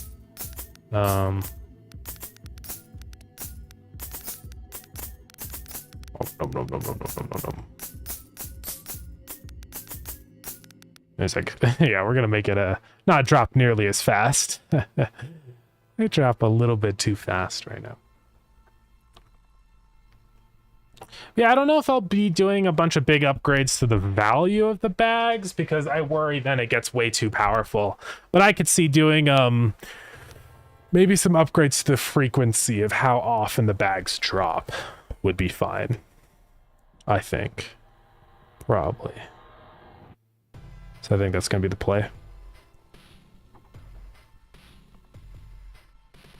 But yeah.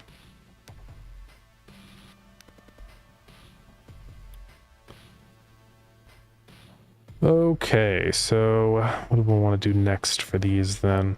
Let's fix their like spawning behavior, because right now it's way too... it's like a billion of them that spawn in. Because right now they just spawn in a bag whenever they finish their navigation, which is not good. So we're going to change that. I'm going to change this function to create money bag, and I'm going to do another function that's like... well, actually, that's fine. Yeah, we'll just do spawn or create money bag. So at the beginning, when you first go back into your aquarium, I might have them like drop bags. I'm not 100% sure how I want to do that right now. We'll see. Did you also create all the UX and artwork? Yes, I did all the stuff. Shaders, the art, the programming, all the sounds I edited and did stuff too. It's a lot of stuff to do. What's the thing I was gonna do here? I was just thinking. Oh yeah, I want to add these money bags to a group so I can determine when it's time to spawn in another bag. right? So we're just going to add that in there. And then now back inside of our customer. I'm only going to spawn it in if we've not reached our limit. So if get tree dot get nodes in group money bag, and I guess these are typically plural. It is a group of multiple things. Oh, wow, I appreciate it. Yeah. It's a lot of work, but it is fun. So now I want to check if this is less than global dot customer count. Or let's say now if it's greater than or equal to, we return. And I want to do... Why does this not work? Oh yeah, I have to say dot size. Whoopsies. Okay, let's try this out.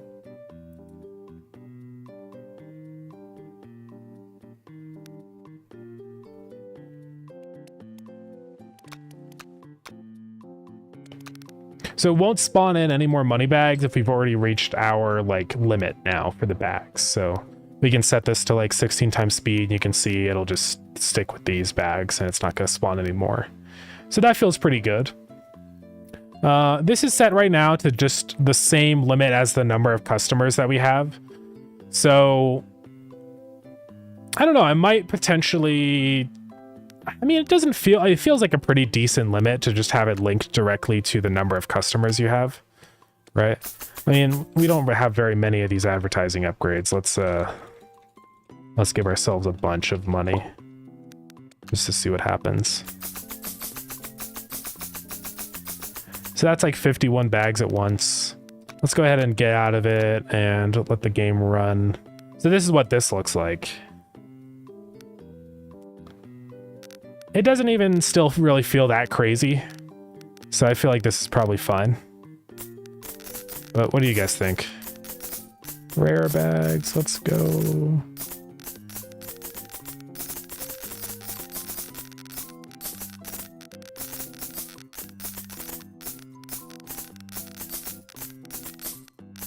Okay. It is really satisfying watching the lava lamps at high speed like that. That's pretty awesome. All right, let's lower this back down to 1.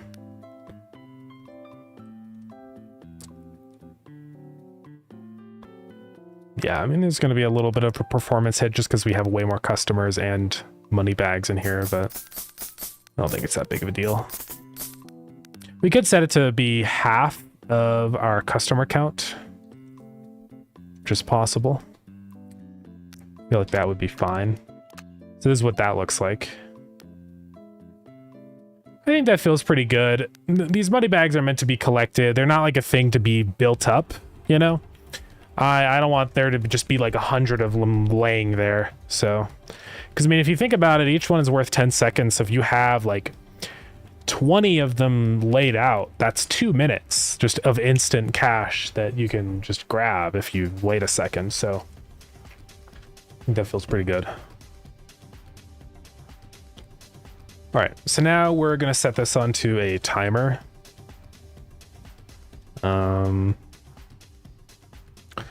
Because having it on navigation finish is not a good way to do this. So let's go into the customer scene. Kind of want to avoid adding in a bunch of new timers. So I might go ahead and just do this, which is a tree dot create timer. And let's just save our bag time. And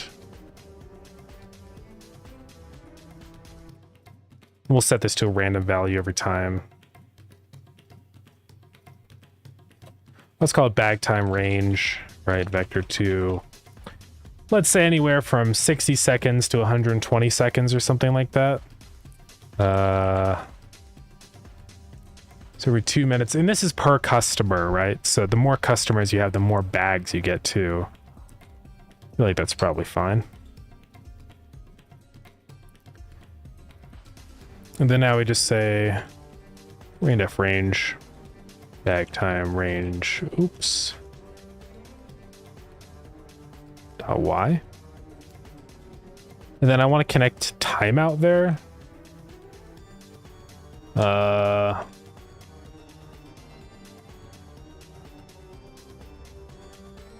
Connected to create money bag. And we're gonna do this whole thing again inside of whenever we call this. So whenever we call that, we create another timer and connect it to itself again. So it either spawns in a bag or it doesn't. So let's try it out. So it should be completely random now per customer, which will be good. Also, I might potentially change that timer away from being 60 down to just 0. That way you're not like, you don't have to wait a whole minute until you get any bags at all.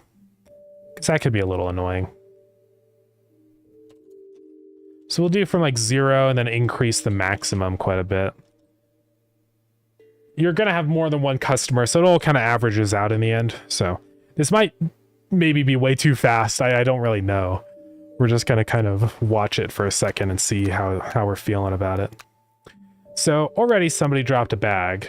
Oh wait, no, that was the one that's like in the scene. I forgot. That wasn't real. And we're just going to wait a minute. So this is supposed to be like the base bag collection rate, right? So already I think it might feel maybe a little bit too fast. Because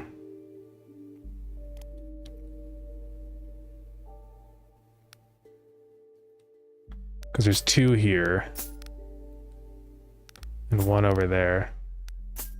It is kind of fun to have to like spot these, you know, it's not just like ultra obvious where they are. You kind of have to look around and be like, oh, boom, a bag. Oh, hey, a bag, you know. I kind of like that.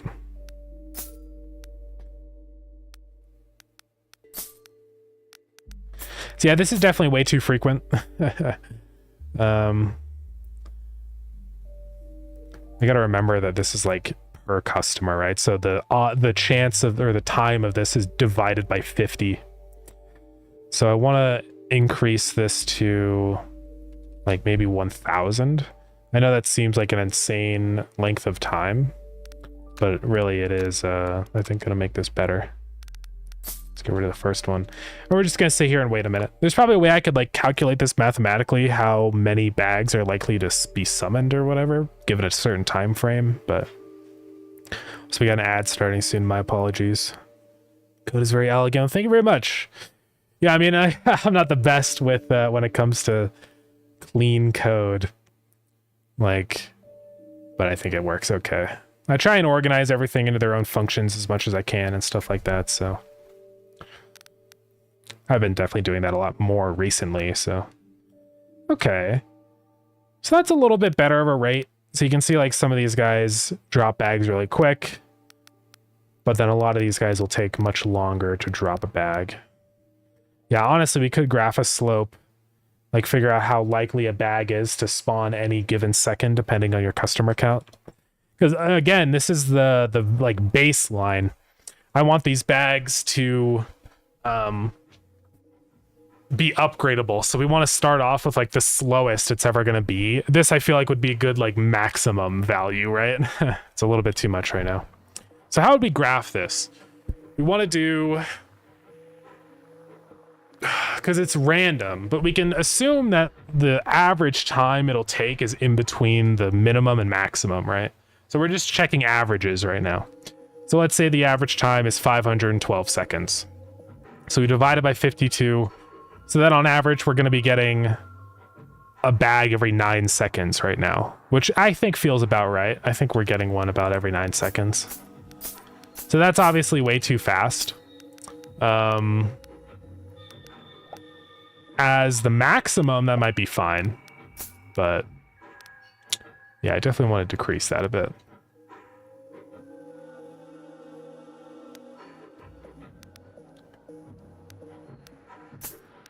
So how much do we want to decrease that?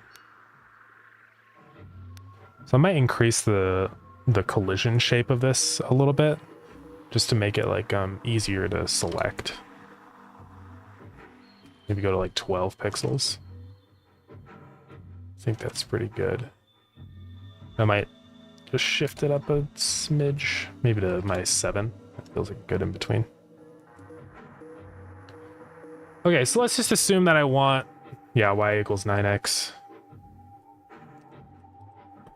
So this is how many bags we'll get given a certain time. And we can just put that in as time. So t is like after 20 seconds, we'll have, no, that's not right.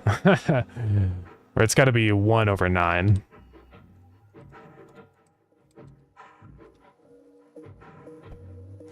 So after 20 seconds, we'll have 2.2 bags. And this is not really the real value. Let's assign this to our rate.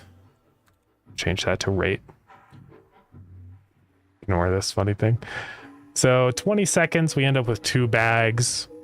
At 50 seconds, 5. So I mean, it's basically, yeah, like almost a 1-to-1 thing. It is almost 1 every 10 seconds. Yeah, R is radius, so it's fine. So, I mean, let's just like calculate, like if I want to do, this is at like a pretty big customer size. And that's another thing that we kind of have to keep in mind too, is since it's tied to customers, that's kind of important. Now, there is actually ways that we could potentially adjust for that. So we could get like a total probability regardless of customer count, right?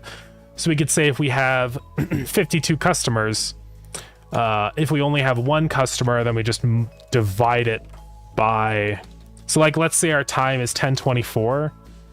Or yeah, we can just divide it by how many customers we have. So if we have 5 customers, we just get that rate and we multiply it by 5 to get like the adjusted value. I think I might want to do that because it is like really hard to control this drop rate when I also am taking into account customer quantity. So let's go write this code. Go into customer. And yeah, it's basically what our ranges are. And we will multiply that then by the number of customers here.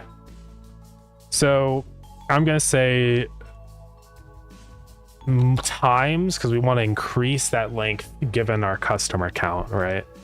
Times global dot customer count. And I think this should be a more reliable time calculation now. So now let's recalculate our thing in here.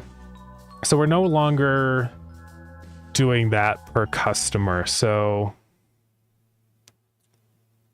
yeah, now it's just really straightforward because it's just, that's our rate. So on average, we'll get 1 every 512 seconds. So let's say that I want like as a base, like 1 bag every minute, you know? So then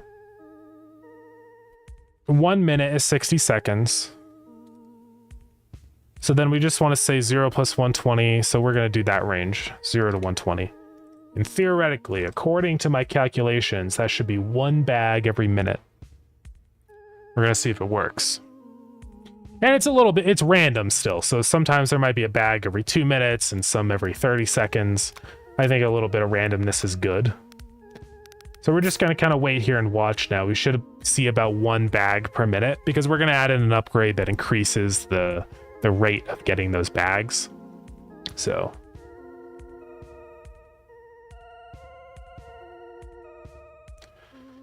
but yeah, let's just watch the people walk by. The epic I can't remember their name. Lava. Why can't I remember the name of them? Okay, there's 1 bag. Am I stupid? Lava lamp. Okay, I don't know why I had a brain bleed right there.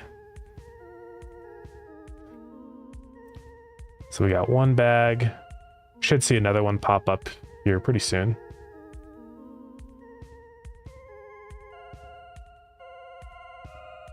But yeah, this is like the base rate. Yeah, so there's another bag over there. I feel like this is fine. Maybe even Maybe even a little too fast. I'm thinking possibly we change this up to 240 instead. Yeah. So then, like, let's say, for example, we have, let's do set upgrade, li, upgrade, advertising to 0. This is back at just having grandpa. So he theoretically should have chosen a time between 0 and 240 seconds now. So we should see him drop a bag in the next 2 minutes. So yeah, that's what's good about this now is I can balance this regardless of customer count. Like, it is kind of cool having the 2 linked where more customers means more bags, but it gets messy with the balancing, right? I want to be able to control that really easily. The less we have variables relying on each other, the easier it is to balance the game. You should drop one at some point. Come on, guy.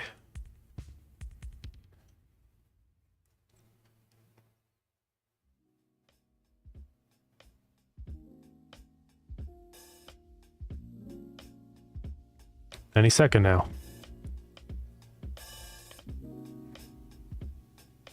Can add the customer count as a small percentage multiplier. Yeah, we could do like instead of just dividing it by straight up the customer count or multiplying it by the customer count, we could like multiply it by the customer count divided by 0.8 or something. So we can graph what that would look like. So it would just increase like a little bit. So we say like our base time times C for customer, right, divided by 0.8. So if we have like, I think this is working, right? C times customer. Oh yeah, then divide the whole thing by C so we can see like the rate of it growing. So if C is 1, it's 150. Wait, that doesn't make any sense. That's multiplying it by 0.8. I'm stupid, guys. So C divided by 0.8. So if we have like, let's say we have 10 customers. I mean, this is working. It's just kind of hard to visualize this. Let's change C into X. And I think that'll be a little bit more obvious. It should start to kind of look like a logarithmic curve, I think. Not really, though. It's just too much. I could change the base value so it's easier to see. Nah, but it will work. It's just I don't know how to graph it. He still hasn't dropped any money, which is interesting. I don't know what his deal is. He should have. By now, probably. I think it's been 2 minutes.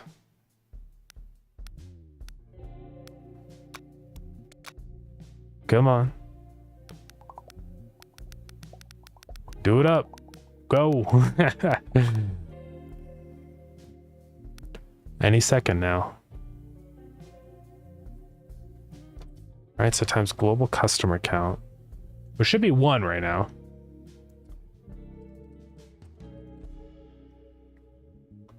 Yeah.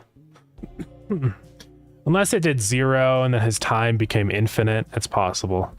Just in case that ever happens, I am going to clamp that value. Because I don't want that happening. So I'll say customer count maximum between that and 1. Right.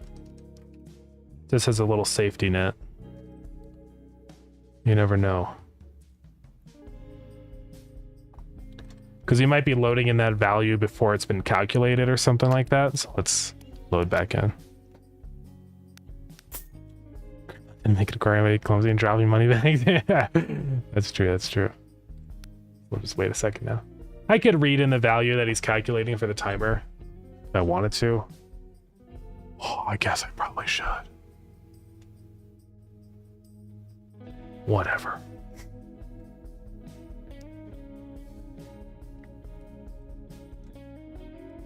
Our time. I'm gonna print time. Put that in the wrong spot.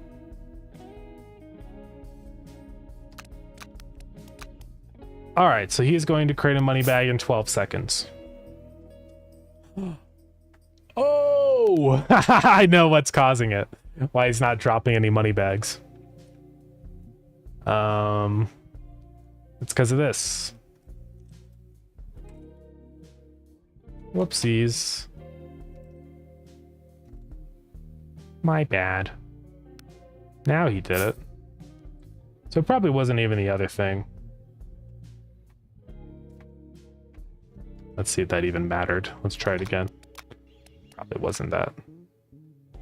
Yeah, 223 seconds. So that was on the higher end this time than this one. Still on the higher end. This time, though. Oh, and I realized 240 is actually 4 minutes. So, oh yeah, because then half of that is the average time it takes for him to drop a bag, which is 2 minutes. So he's going to drop one in 48 seconds. Let's see.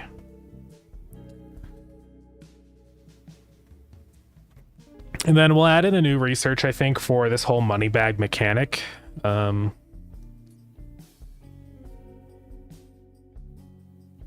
on, guy.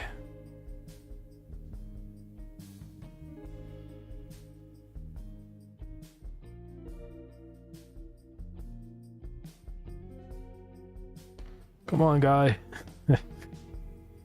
Could be any second now. There he goes. All right. We are gaming.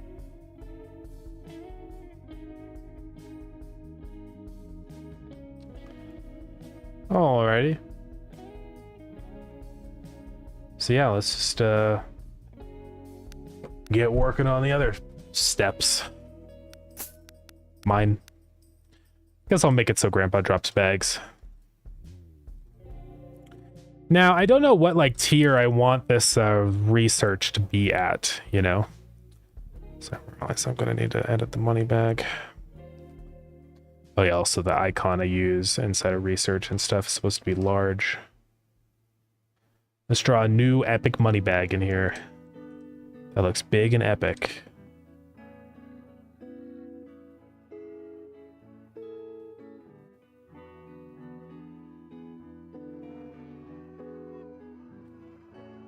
Let's see.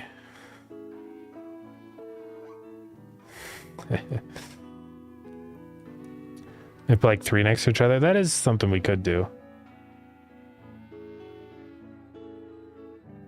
Well, that's fine. Just redraw it. I'm already halfway done. Well, not halfway done, but you know what I mean. Let's think about how I want this to be formatted. Round it over here.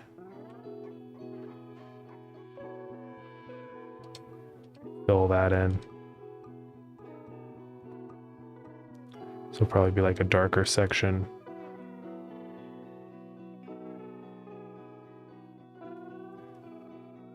Rope.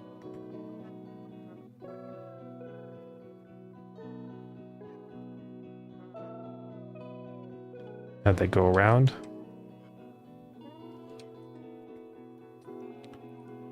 Maybe like a little, you know, a little bit of the rope hanging out down.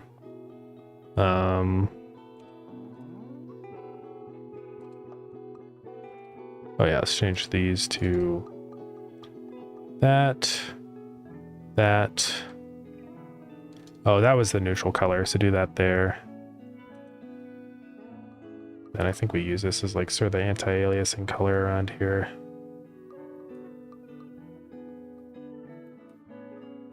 And then I think that was how it was, right? And then this is the bright color. Yeah. Let's see, I want this to be like it'll have some there, but mainly down here.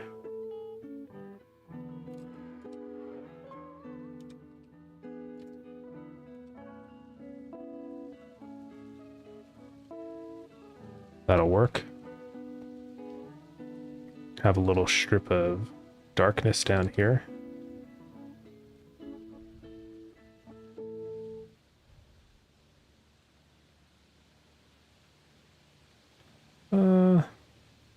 This will have some shadow on the rope.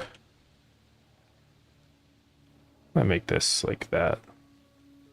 Yeah. Now over here, a lot of these bags have these little like the corners of the bag, you know what I mean? I kind of want to like do that. I don't know if this looks good at all. Looks pretty terrible. I think it'll actually work though if I do the other side.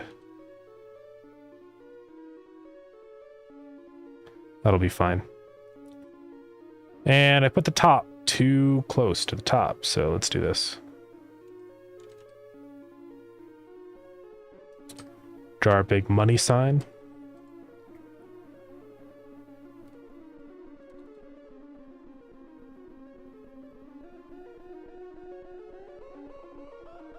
Boom.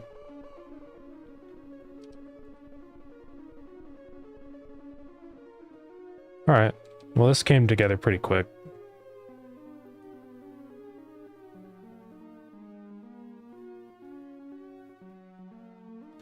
Give the rope some texture.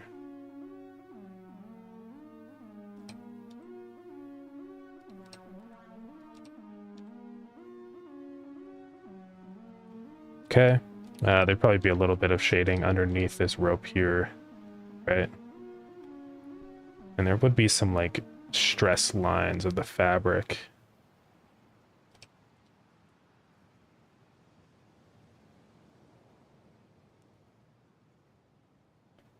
Like that, I think.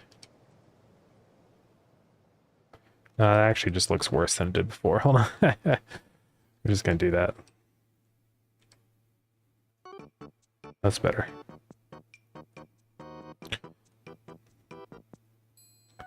It's like the bag is a semi. Where? What part of it?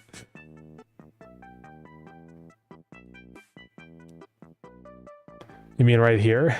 I could shift this in a pixel, that would help.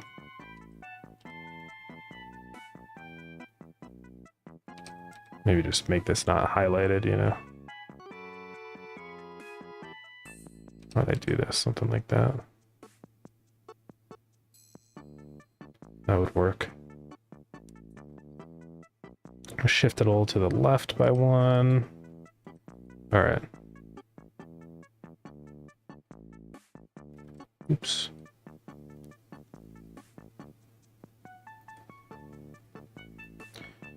So many freaking icons I gotta draw for this game, guys. It's okay. Honestly, drawing icons I think are my most favorite thing to draw. Like, it's just a good time. Oops. Let's do all that as not full dark. Oh, actually, since that has anti-aliasing, I must do this. Yeah, do this.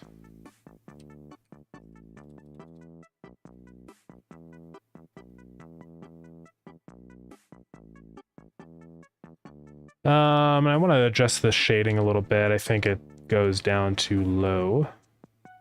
Right? I want the bottom to kind of look more rounded.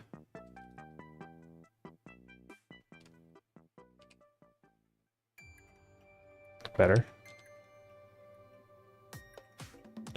Let's brighten up this green, maybe. Maybe, no, I don't like that one. We could do this and then make this section down here darker so I can see it.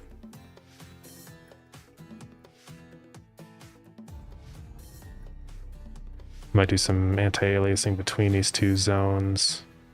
I don't really have a super good color for that. This will work.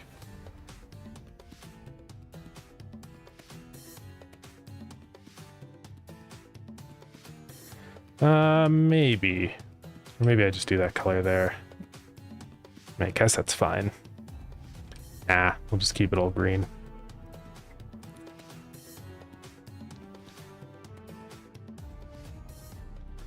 Alright, let's just keep going around, highlighting some things. Probably be a little bit of a highlight up here. Getting really fast and good? Well, thank you, yeah. That's been good practice drawing all these assets for Lurden, honestly. I don't know how I really feel about these highlight bits over here. Maybe like that. I don't know. It's hard to say. hard to say, guys.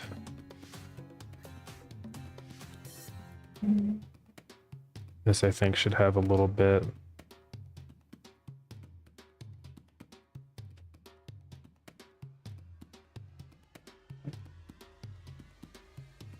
Okay. Actually, this would be cut off because it's like behind the bag. Oh god, computer lagging. Yeah, I don't know what color I want to do for the blue. Does have better contrast, but obviously it doesn't make sense here. Black might just make more sense.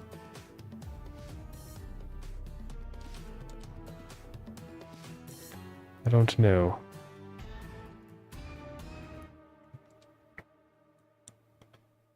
See, that one blends in way too much. That one's fine, but then down here it kind of blends in more than I would like. I might just do black. I think that's the most readable as money. Ah, but green. Green is the classic money color, though. I don't know, it's hard to say. I don't really have a color to anti-alias. I could anti-alias with gray, actually. Sometimes I do that. Just because gray is obviously a neutral color, so it tends to work pretty well.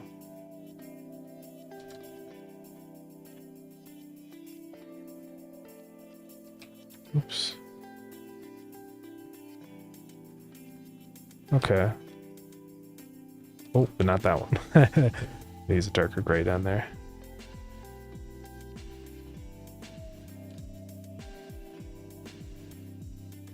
I think that works.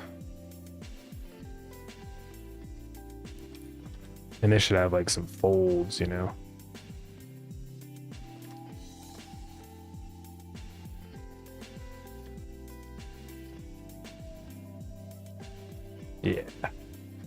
Yeah. Yeah. The only other thing I'm not sure about is the rope. I feel like I might like a dark rope more. I just think it's more in line with the base one, and I just think the contrast is better. We could do like that color rope and then do a little bit of shading around here. Kind of give it like some, like that. I want to avoid any pillow shading though. We got a little bit of pillow shading going on right now. Now that the rope is so much darker, let's do that instead. That's better.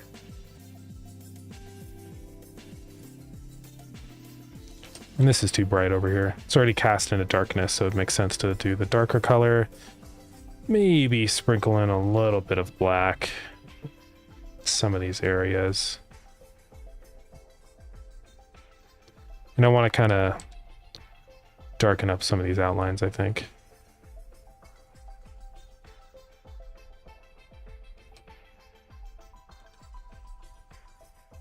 Yeah, I like that contrast more. Then also down on any of the areas where it's like dark brown, I think I want to do just black instead of like the bluish color.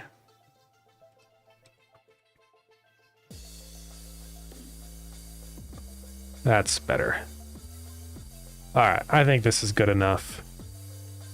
Let's call this icon money bag. PNG. All right.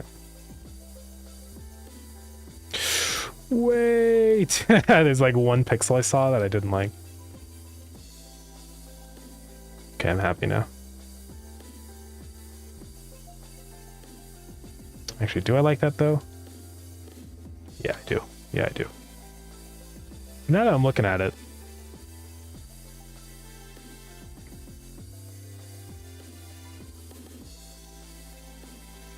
yeah. Yeah. Okay, I'm done. Okay, so research table. I think I'm gonna just add this whole new mechanic as a research that you can buy, just because why not? And I like, you know, I want to, like I said in that one short that I did, I think it's really important to kind of introduce new mechanics step by step. I don't want to just like throw 5,000 things at people because it's really hard to understand what they are and what they're doing. So this is a nice way to kind of ease everyone into it and be like, okay, now you get to do this. So what would that be under? I think it would require all the marketing and stuff. So we're going to put this right here. And I'll probably just call this like donations or something.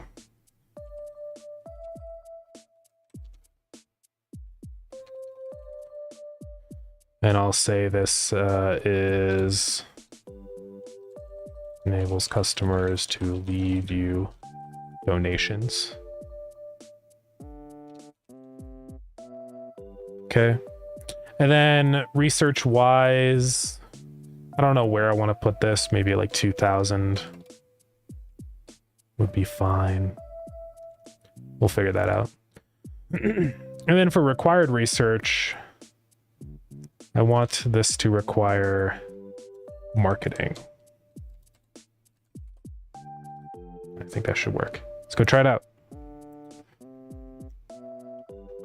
And then we'll tie in all the upgrades into that system and make it so they only start dropping money bags once you get the research. So now it's just chilling up here next to marketing. Cool. Yeah, I like how all these research trees and stuff have been filling out, you know? It's looking pretty nice now. We've still got a bunch more research that we're going to throw into here, so... Okay. So... yeah, that's basically it. Also, way... Sorry, I keep going back, but... I keep seeing little things. But this is part of I think, my process with drawing, honestly, is like... I put it in game, and then I finally get to see all the things I don't like, you know what I mean? No, that shouldn't go there, actually. But this should.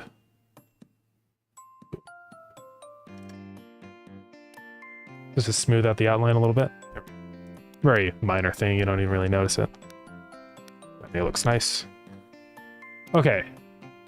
So if I get marketing, then I can get decorations. Or donations, I mean, not decorations. Unlock. Now they dropped their little money bags. Now, one thing I think I actually want to change is since I did like a big region of dark, it looks a little odd to me. So I'm actually going to undo all the anti-aliasing I just did. I know, it's unfortunate. I'm going to change up the colors again. Because I just think it looks too dark and it looks kind of like doesn't match with the art style. But I think that looks much better. Change all those colors to that. Or for those, I could probably actually do a light green now. Yeah, like that. Then these, I can do... Don't think that looks good. These colors. Nah, actually, I'll just get rid of those down there, I think. Oops. Oh, have I been doing that this whole time? Okay, no, it's fine. And then on all these outlines and stuff, I want to change these up. Right, I want to change all these to this color. And the others I think are mostly fine. I might get rid of the pure blacks now and just do that instead. Then I gotta fix the outline over here.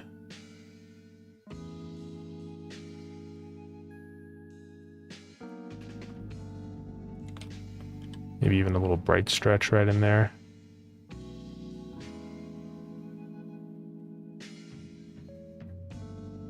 Yeah, I don't know, I just think that looks nicer. Now when we look at it in here, it's not so dark and evil.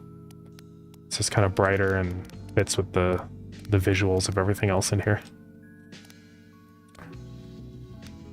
I don't know, maybe this bag is too realistic looking. I'll go ahead and do a little bit of this. Increase the size of the highlight now that it's brighter also, especially. Just to kind of make everything a little bit more round. Go through an anti-alias. You know the drill. Maybe do like a little guy down in here.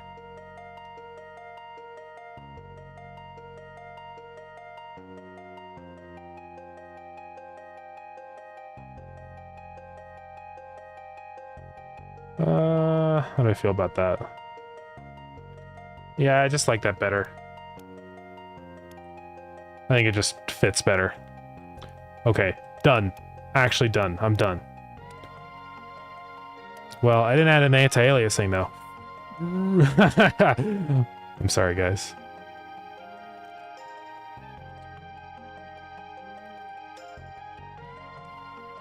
I am a slave to my own perfection.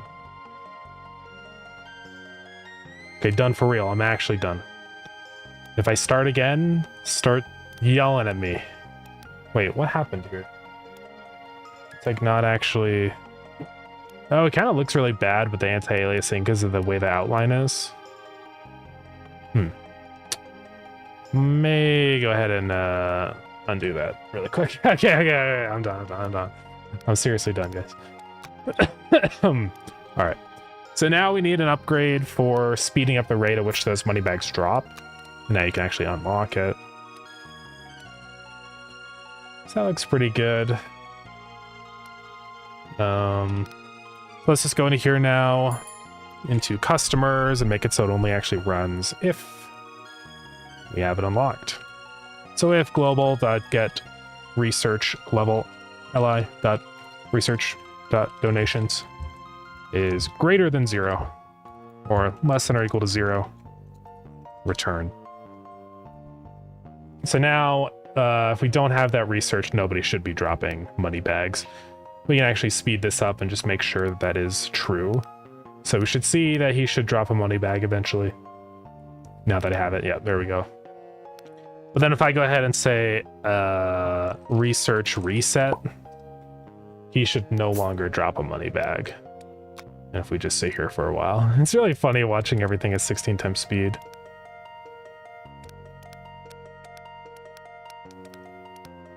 It's funny, these all have like the green outline, like they're completed. So yeah, I don't see any money bag dropping down. We'll just wait a second longer, but I think we've probably passed the time where it would have happened.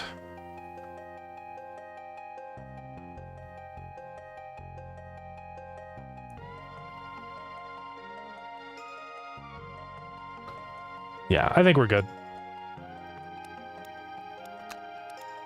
Anyways, cool. Oh god! Gotta be careful. Okay. Let's just reload the scene real quick. It's a little funny.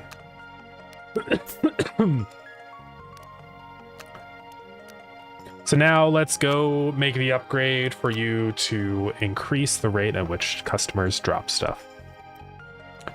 So let's go into upgrades table. And it's going to be beneath merchandise. It's going to require LI research donations. And I'll just call this donation speed.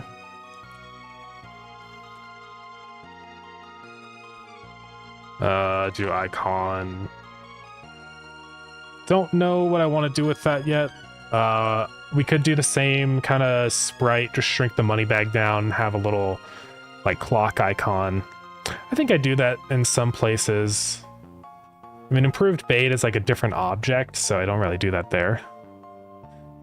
Now, okay, we have some potential here though. Instead of just calling it donation speed, which is boring, we could do something more fun. Right? And I usually like doing that where it's like, if there's a thing that would cause a thing to happen, I prefer that one instead, if that makes sense. So like, instead of just saying faster fishing rod, I say improved bait, because I think it's more fun. So instead of just saying donation speed, like what would cause you to donate faster? Right? Reasons to donate.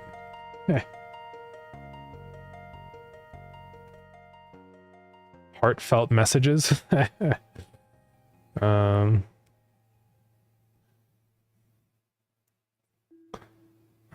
Puppies, yeah.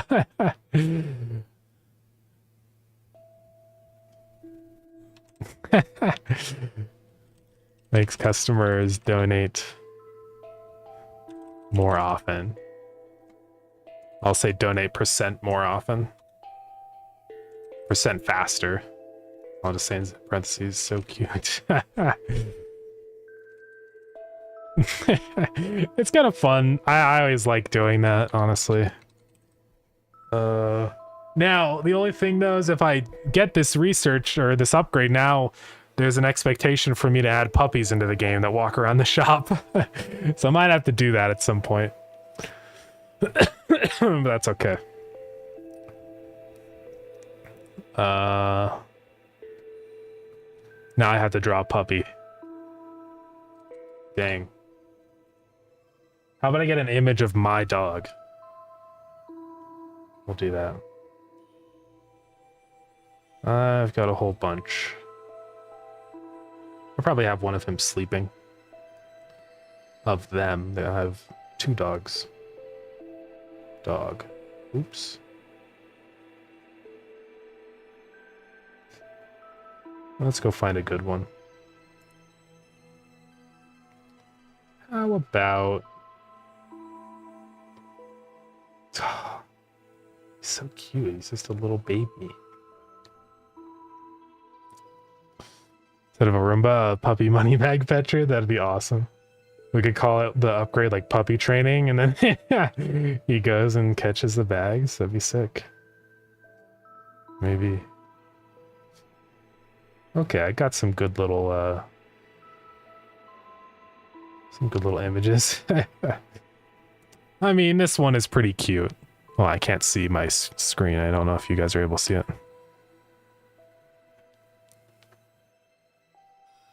But it has a lot of perspective, so I need something that's more like orthographic, if that makes sense.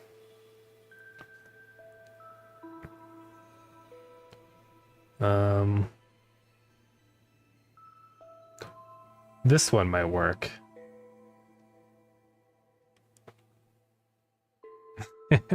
Obviously, we'll cartoonify it, but I think it works as a reference. Oh, unless I do this one. He's so tiny. How tiny he is. Oh yeah, I forgot I could zoom in on my phone.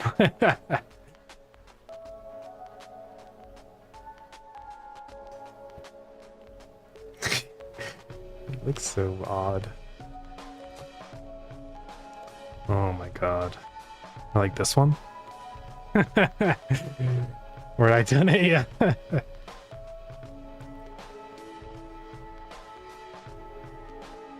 Let's do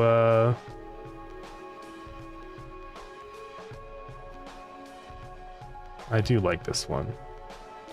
But the perspective is like weird because it's like top down. I think this other one works better because it's more like a side perspective, so I can draw it as an icon better. Dog. Yeah, I'll use this one. Oh boy. I have to send it to myself. How do I do just that? Discord. And this was the chat. Send stuff to myself chat. Okay. Let's go grab it.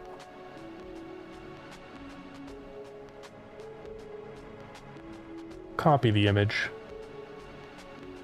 Well, so I realize I've had my night view thing on, I think, this whole time, so hopefully the colors look okay.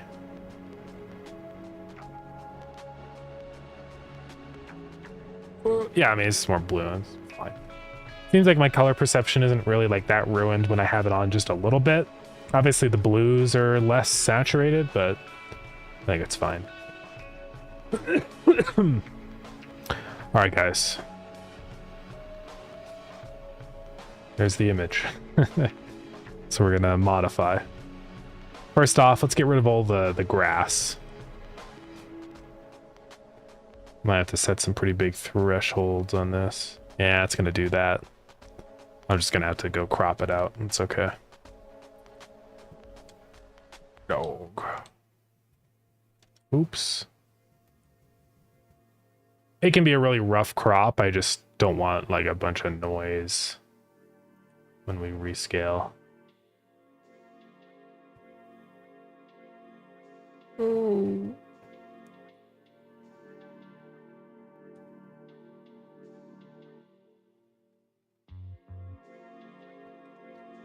Let's do a smaller brush here. Even smaller. Okay, that's good enough. Obviously, we're going to pixelify it, so it doesn't matter. Now we're going to make a 32 by 32 icon, so it's going to be pretty tiny. Whoa. Well. Even tinier. And I might like squish him vertically like this just to make him a little more cartoony.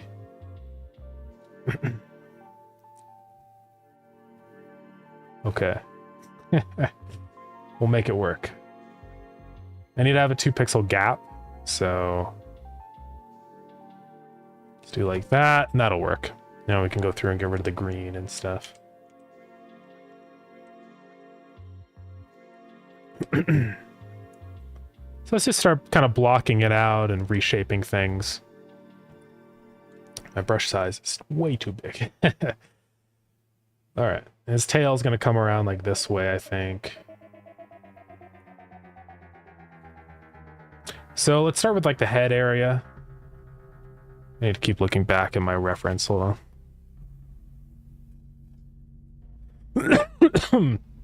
It's a pretty big head. I'm just gonna block out the regions of his head, right? So we got like... And I'll probably make his head cartoonishly large, just because it's cuter. I mean, it already is pretty cartoonishly large, I guess. A little bit bigger.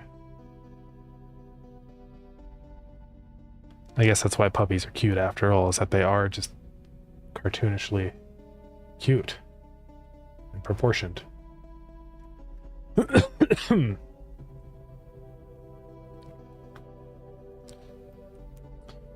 Okay, I need to see. So his nose is right here. Why is it not drawing? Hello? Oh, it is drawing. It's just hard to tell.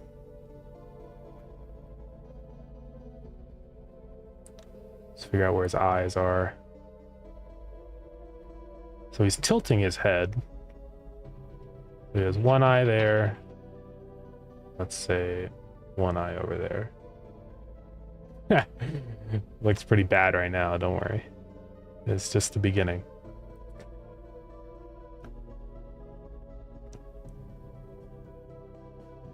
I think, here,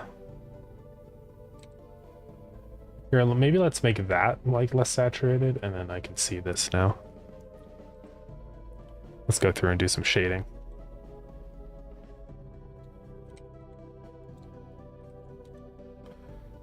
Then over here, like...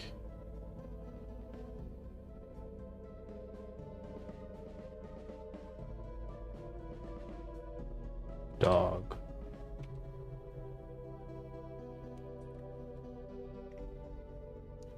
And this is like his... Let's see. It's gonna have a highlight there.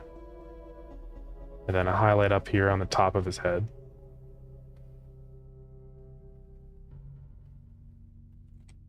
And then everything else will be dark. I'll probably change the colors in here. I might just make them brown because it's easier to shade than black. Or maybe like a golden color. Nah, I'll make them brown. Now, how are we going to do the eyes? That's something we have to think about.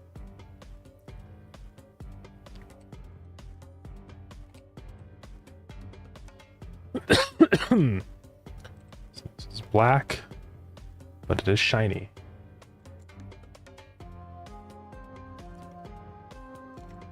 Well, it's dark, but it's not like that dark. It means his nostrils in here. He's like the goodest boy. He is a very good boy. Although he is quite mischievous, I'm not gonna lie. He really likes to grab things he's not supposed to get.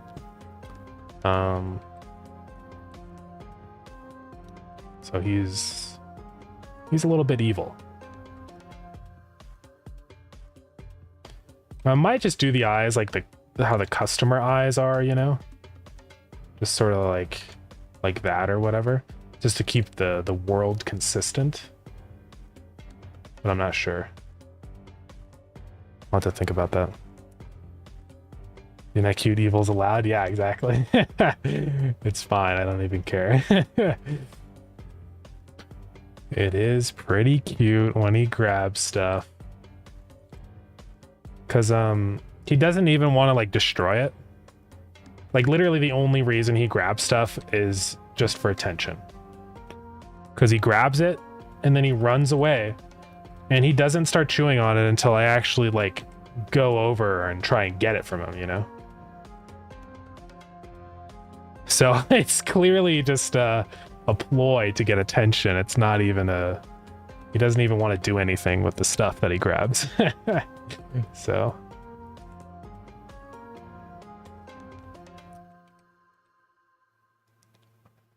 Yeah, I'm not sure what I want to do on the eyes. I have to think about that.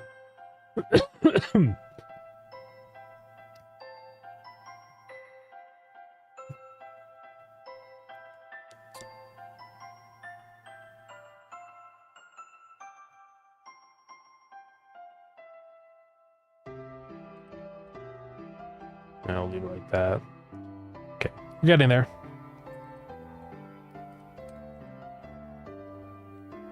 I don't know if I want to do that on the nose. Yeah, we probably could. Maybe make the highlight a little less strong. He does have a shiny nose.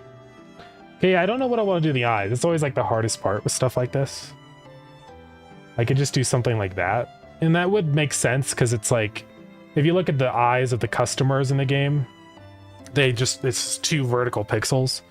So it would kind of be like it would be consistent with the art style at least. So I'll probably just do that.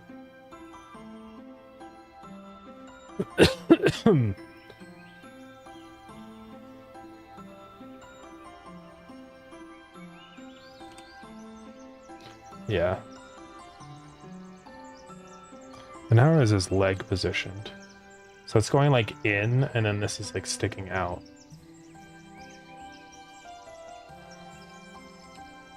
Ah.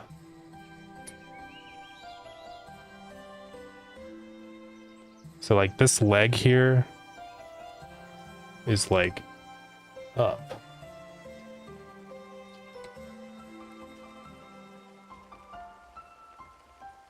And of course he has his collar on.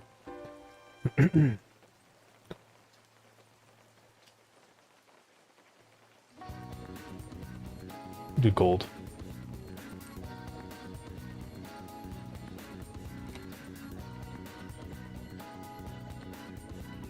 Did I just get a text? Hold on. I did. Okay, yeah.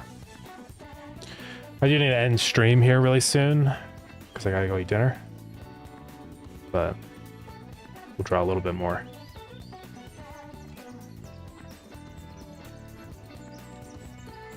And like his paws obviously are going to be brighter since they're facing up. And around here I need to do some shadows. Okay.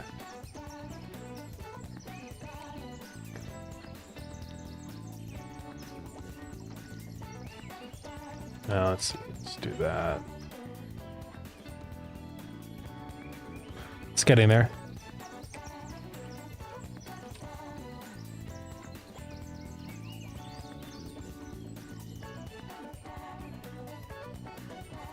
I have to figure out how I want to render all this stuff, because it's like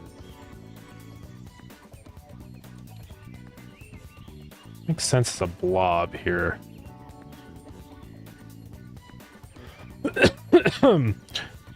But let's see, I think something more like that would be better. That's better. Then here it's going to be a mix of a bunch of different colors. The top of his leg over here So let's see. I need to figure out which part is body and which part is leg. I think there's more body over here. Something more like that. Because you can see his shoulder. I'm going to shift his leg to the right, since in the photo it looks weird. There.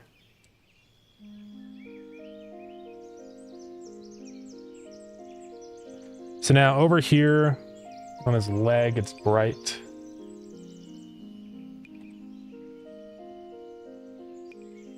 And then it gets dark.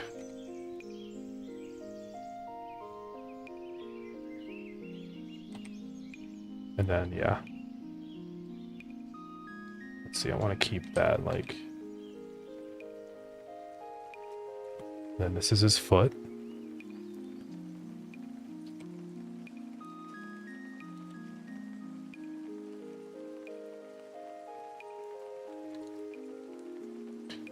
I would show all the... We'll do that.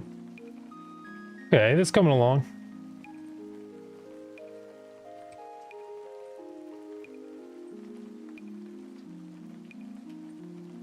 I think this will work.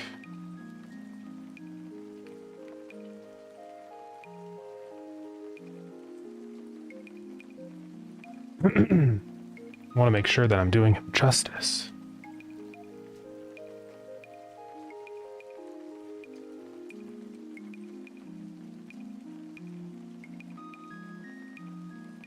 This is actually pretty good. Happy with how it's turned out.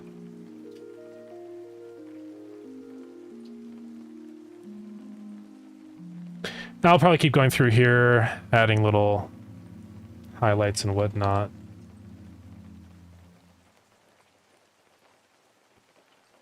Yeah, like this.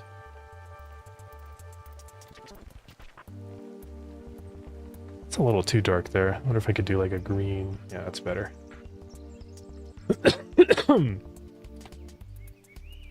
I could see where else would he have highlights. He's got him on his head, obviously. I guess those are really the main spots. Could do some on the feet.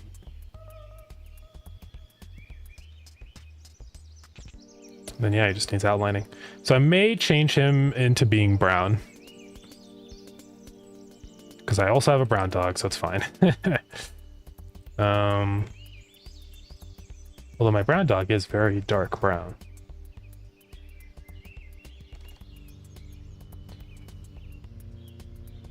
Then let's do like... I'd be able to keep the gray there. And then for these... Probably go down to that color. I think that works. Outlining time.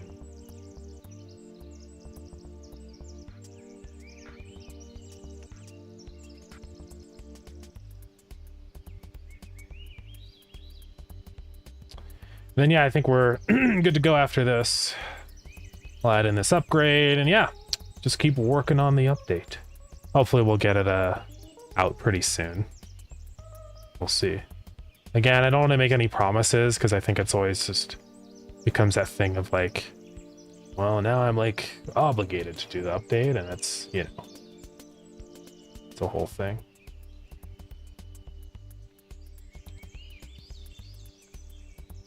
Looks like a little doggy. Yeah, I'll probably keep tweaking the colors. I might, just for readability, make him brighter. Like that. I think it does help.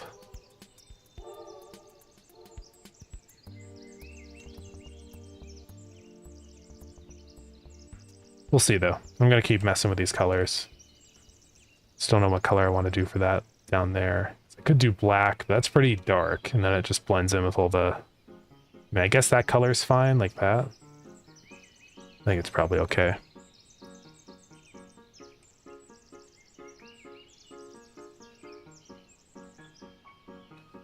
Get that there.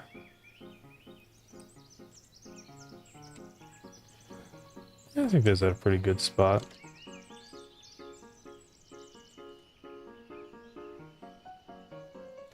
Now the real thing that'll show whether it's bad or not is if I flip it. It'll probably look terrible if I flip it. Not the worst ever, but definitely the ear on the right feels too small. I think it's just because of the way the outline kind of ended up being. So if I just kind of do that, fixes that, I think. That's better. Got the shine on the nose.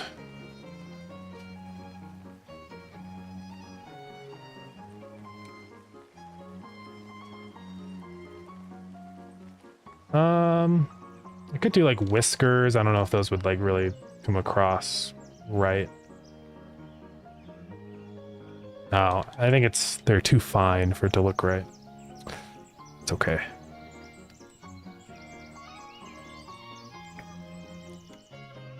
Puppies don't really have that ridge in their head like older dogs do. I guess that's like probably from their skull fusing together as they get older. I don't really know. That's probably what it is. Well, I'm gonna have to add a dog that runs around the store now. So, because I can't add in a puppy to the game and not actually add in a puppy, you know what I mean? So, that's gonna be the next thing. Yeah, this will work. I could make the eyes larger. With the whites of the eyes. I don't know if that would actually look good, though. It's like, how would I make this work, you know?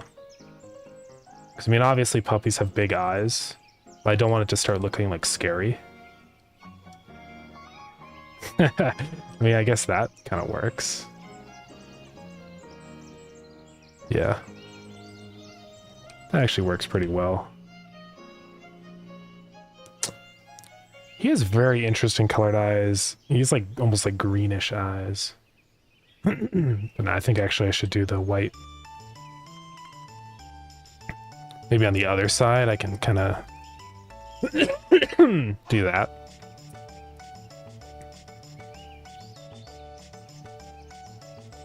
That'll probably work. All right, I think we're good to go. Now let's go ahead and save it. So what is this? Icon puppies.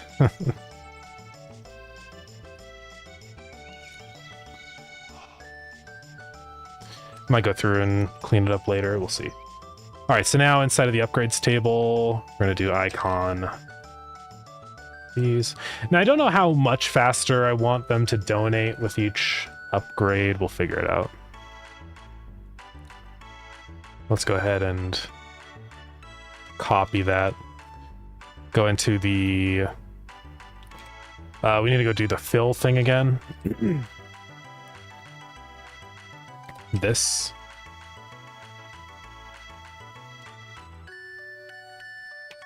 And this is another percent value, so I'm going to say percent is equal to, let's say like 20% again.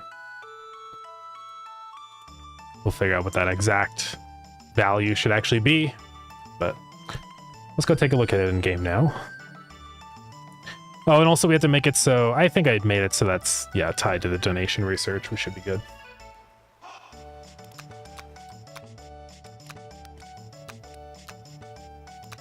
There he is.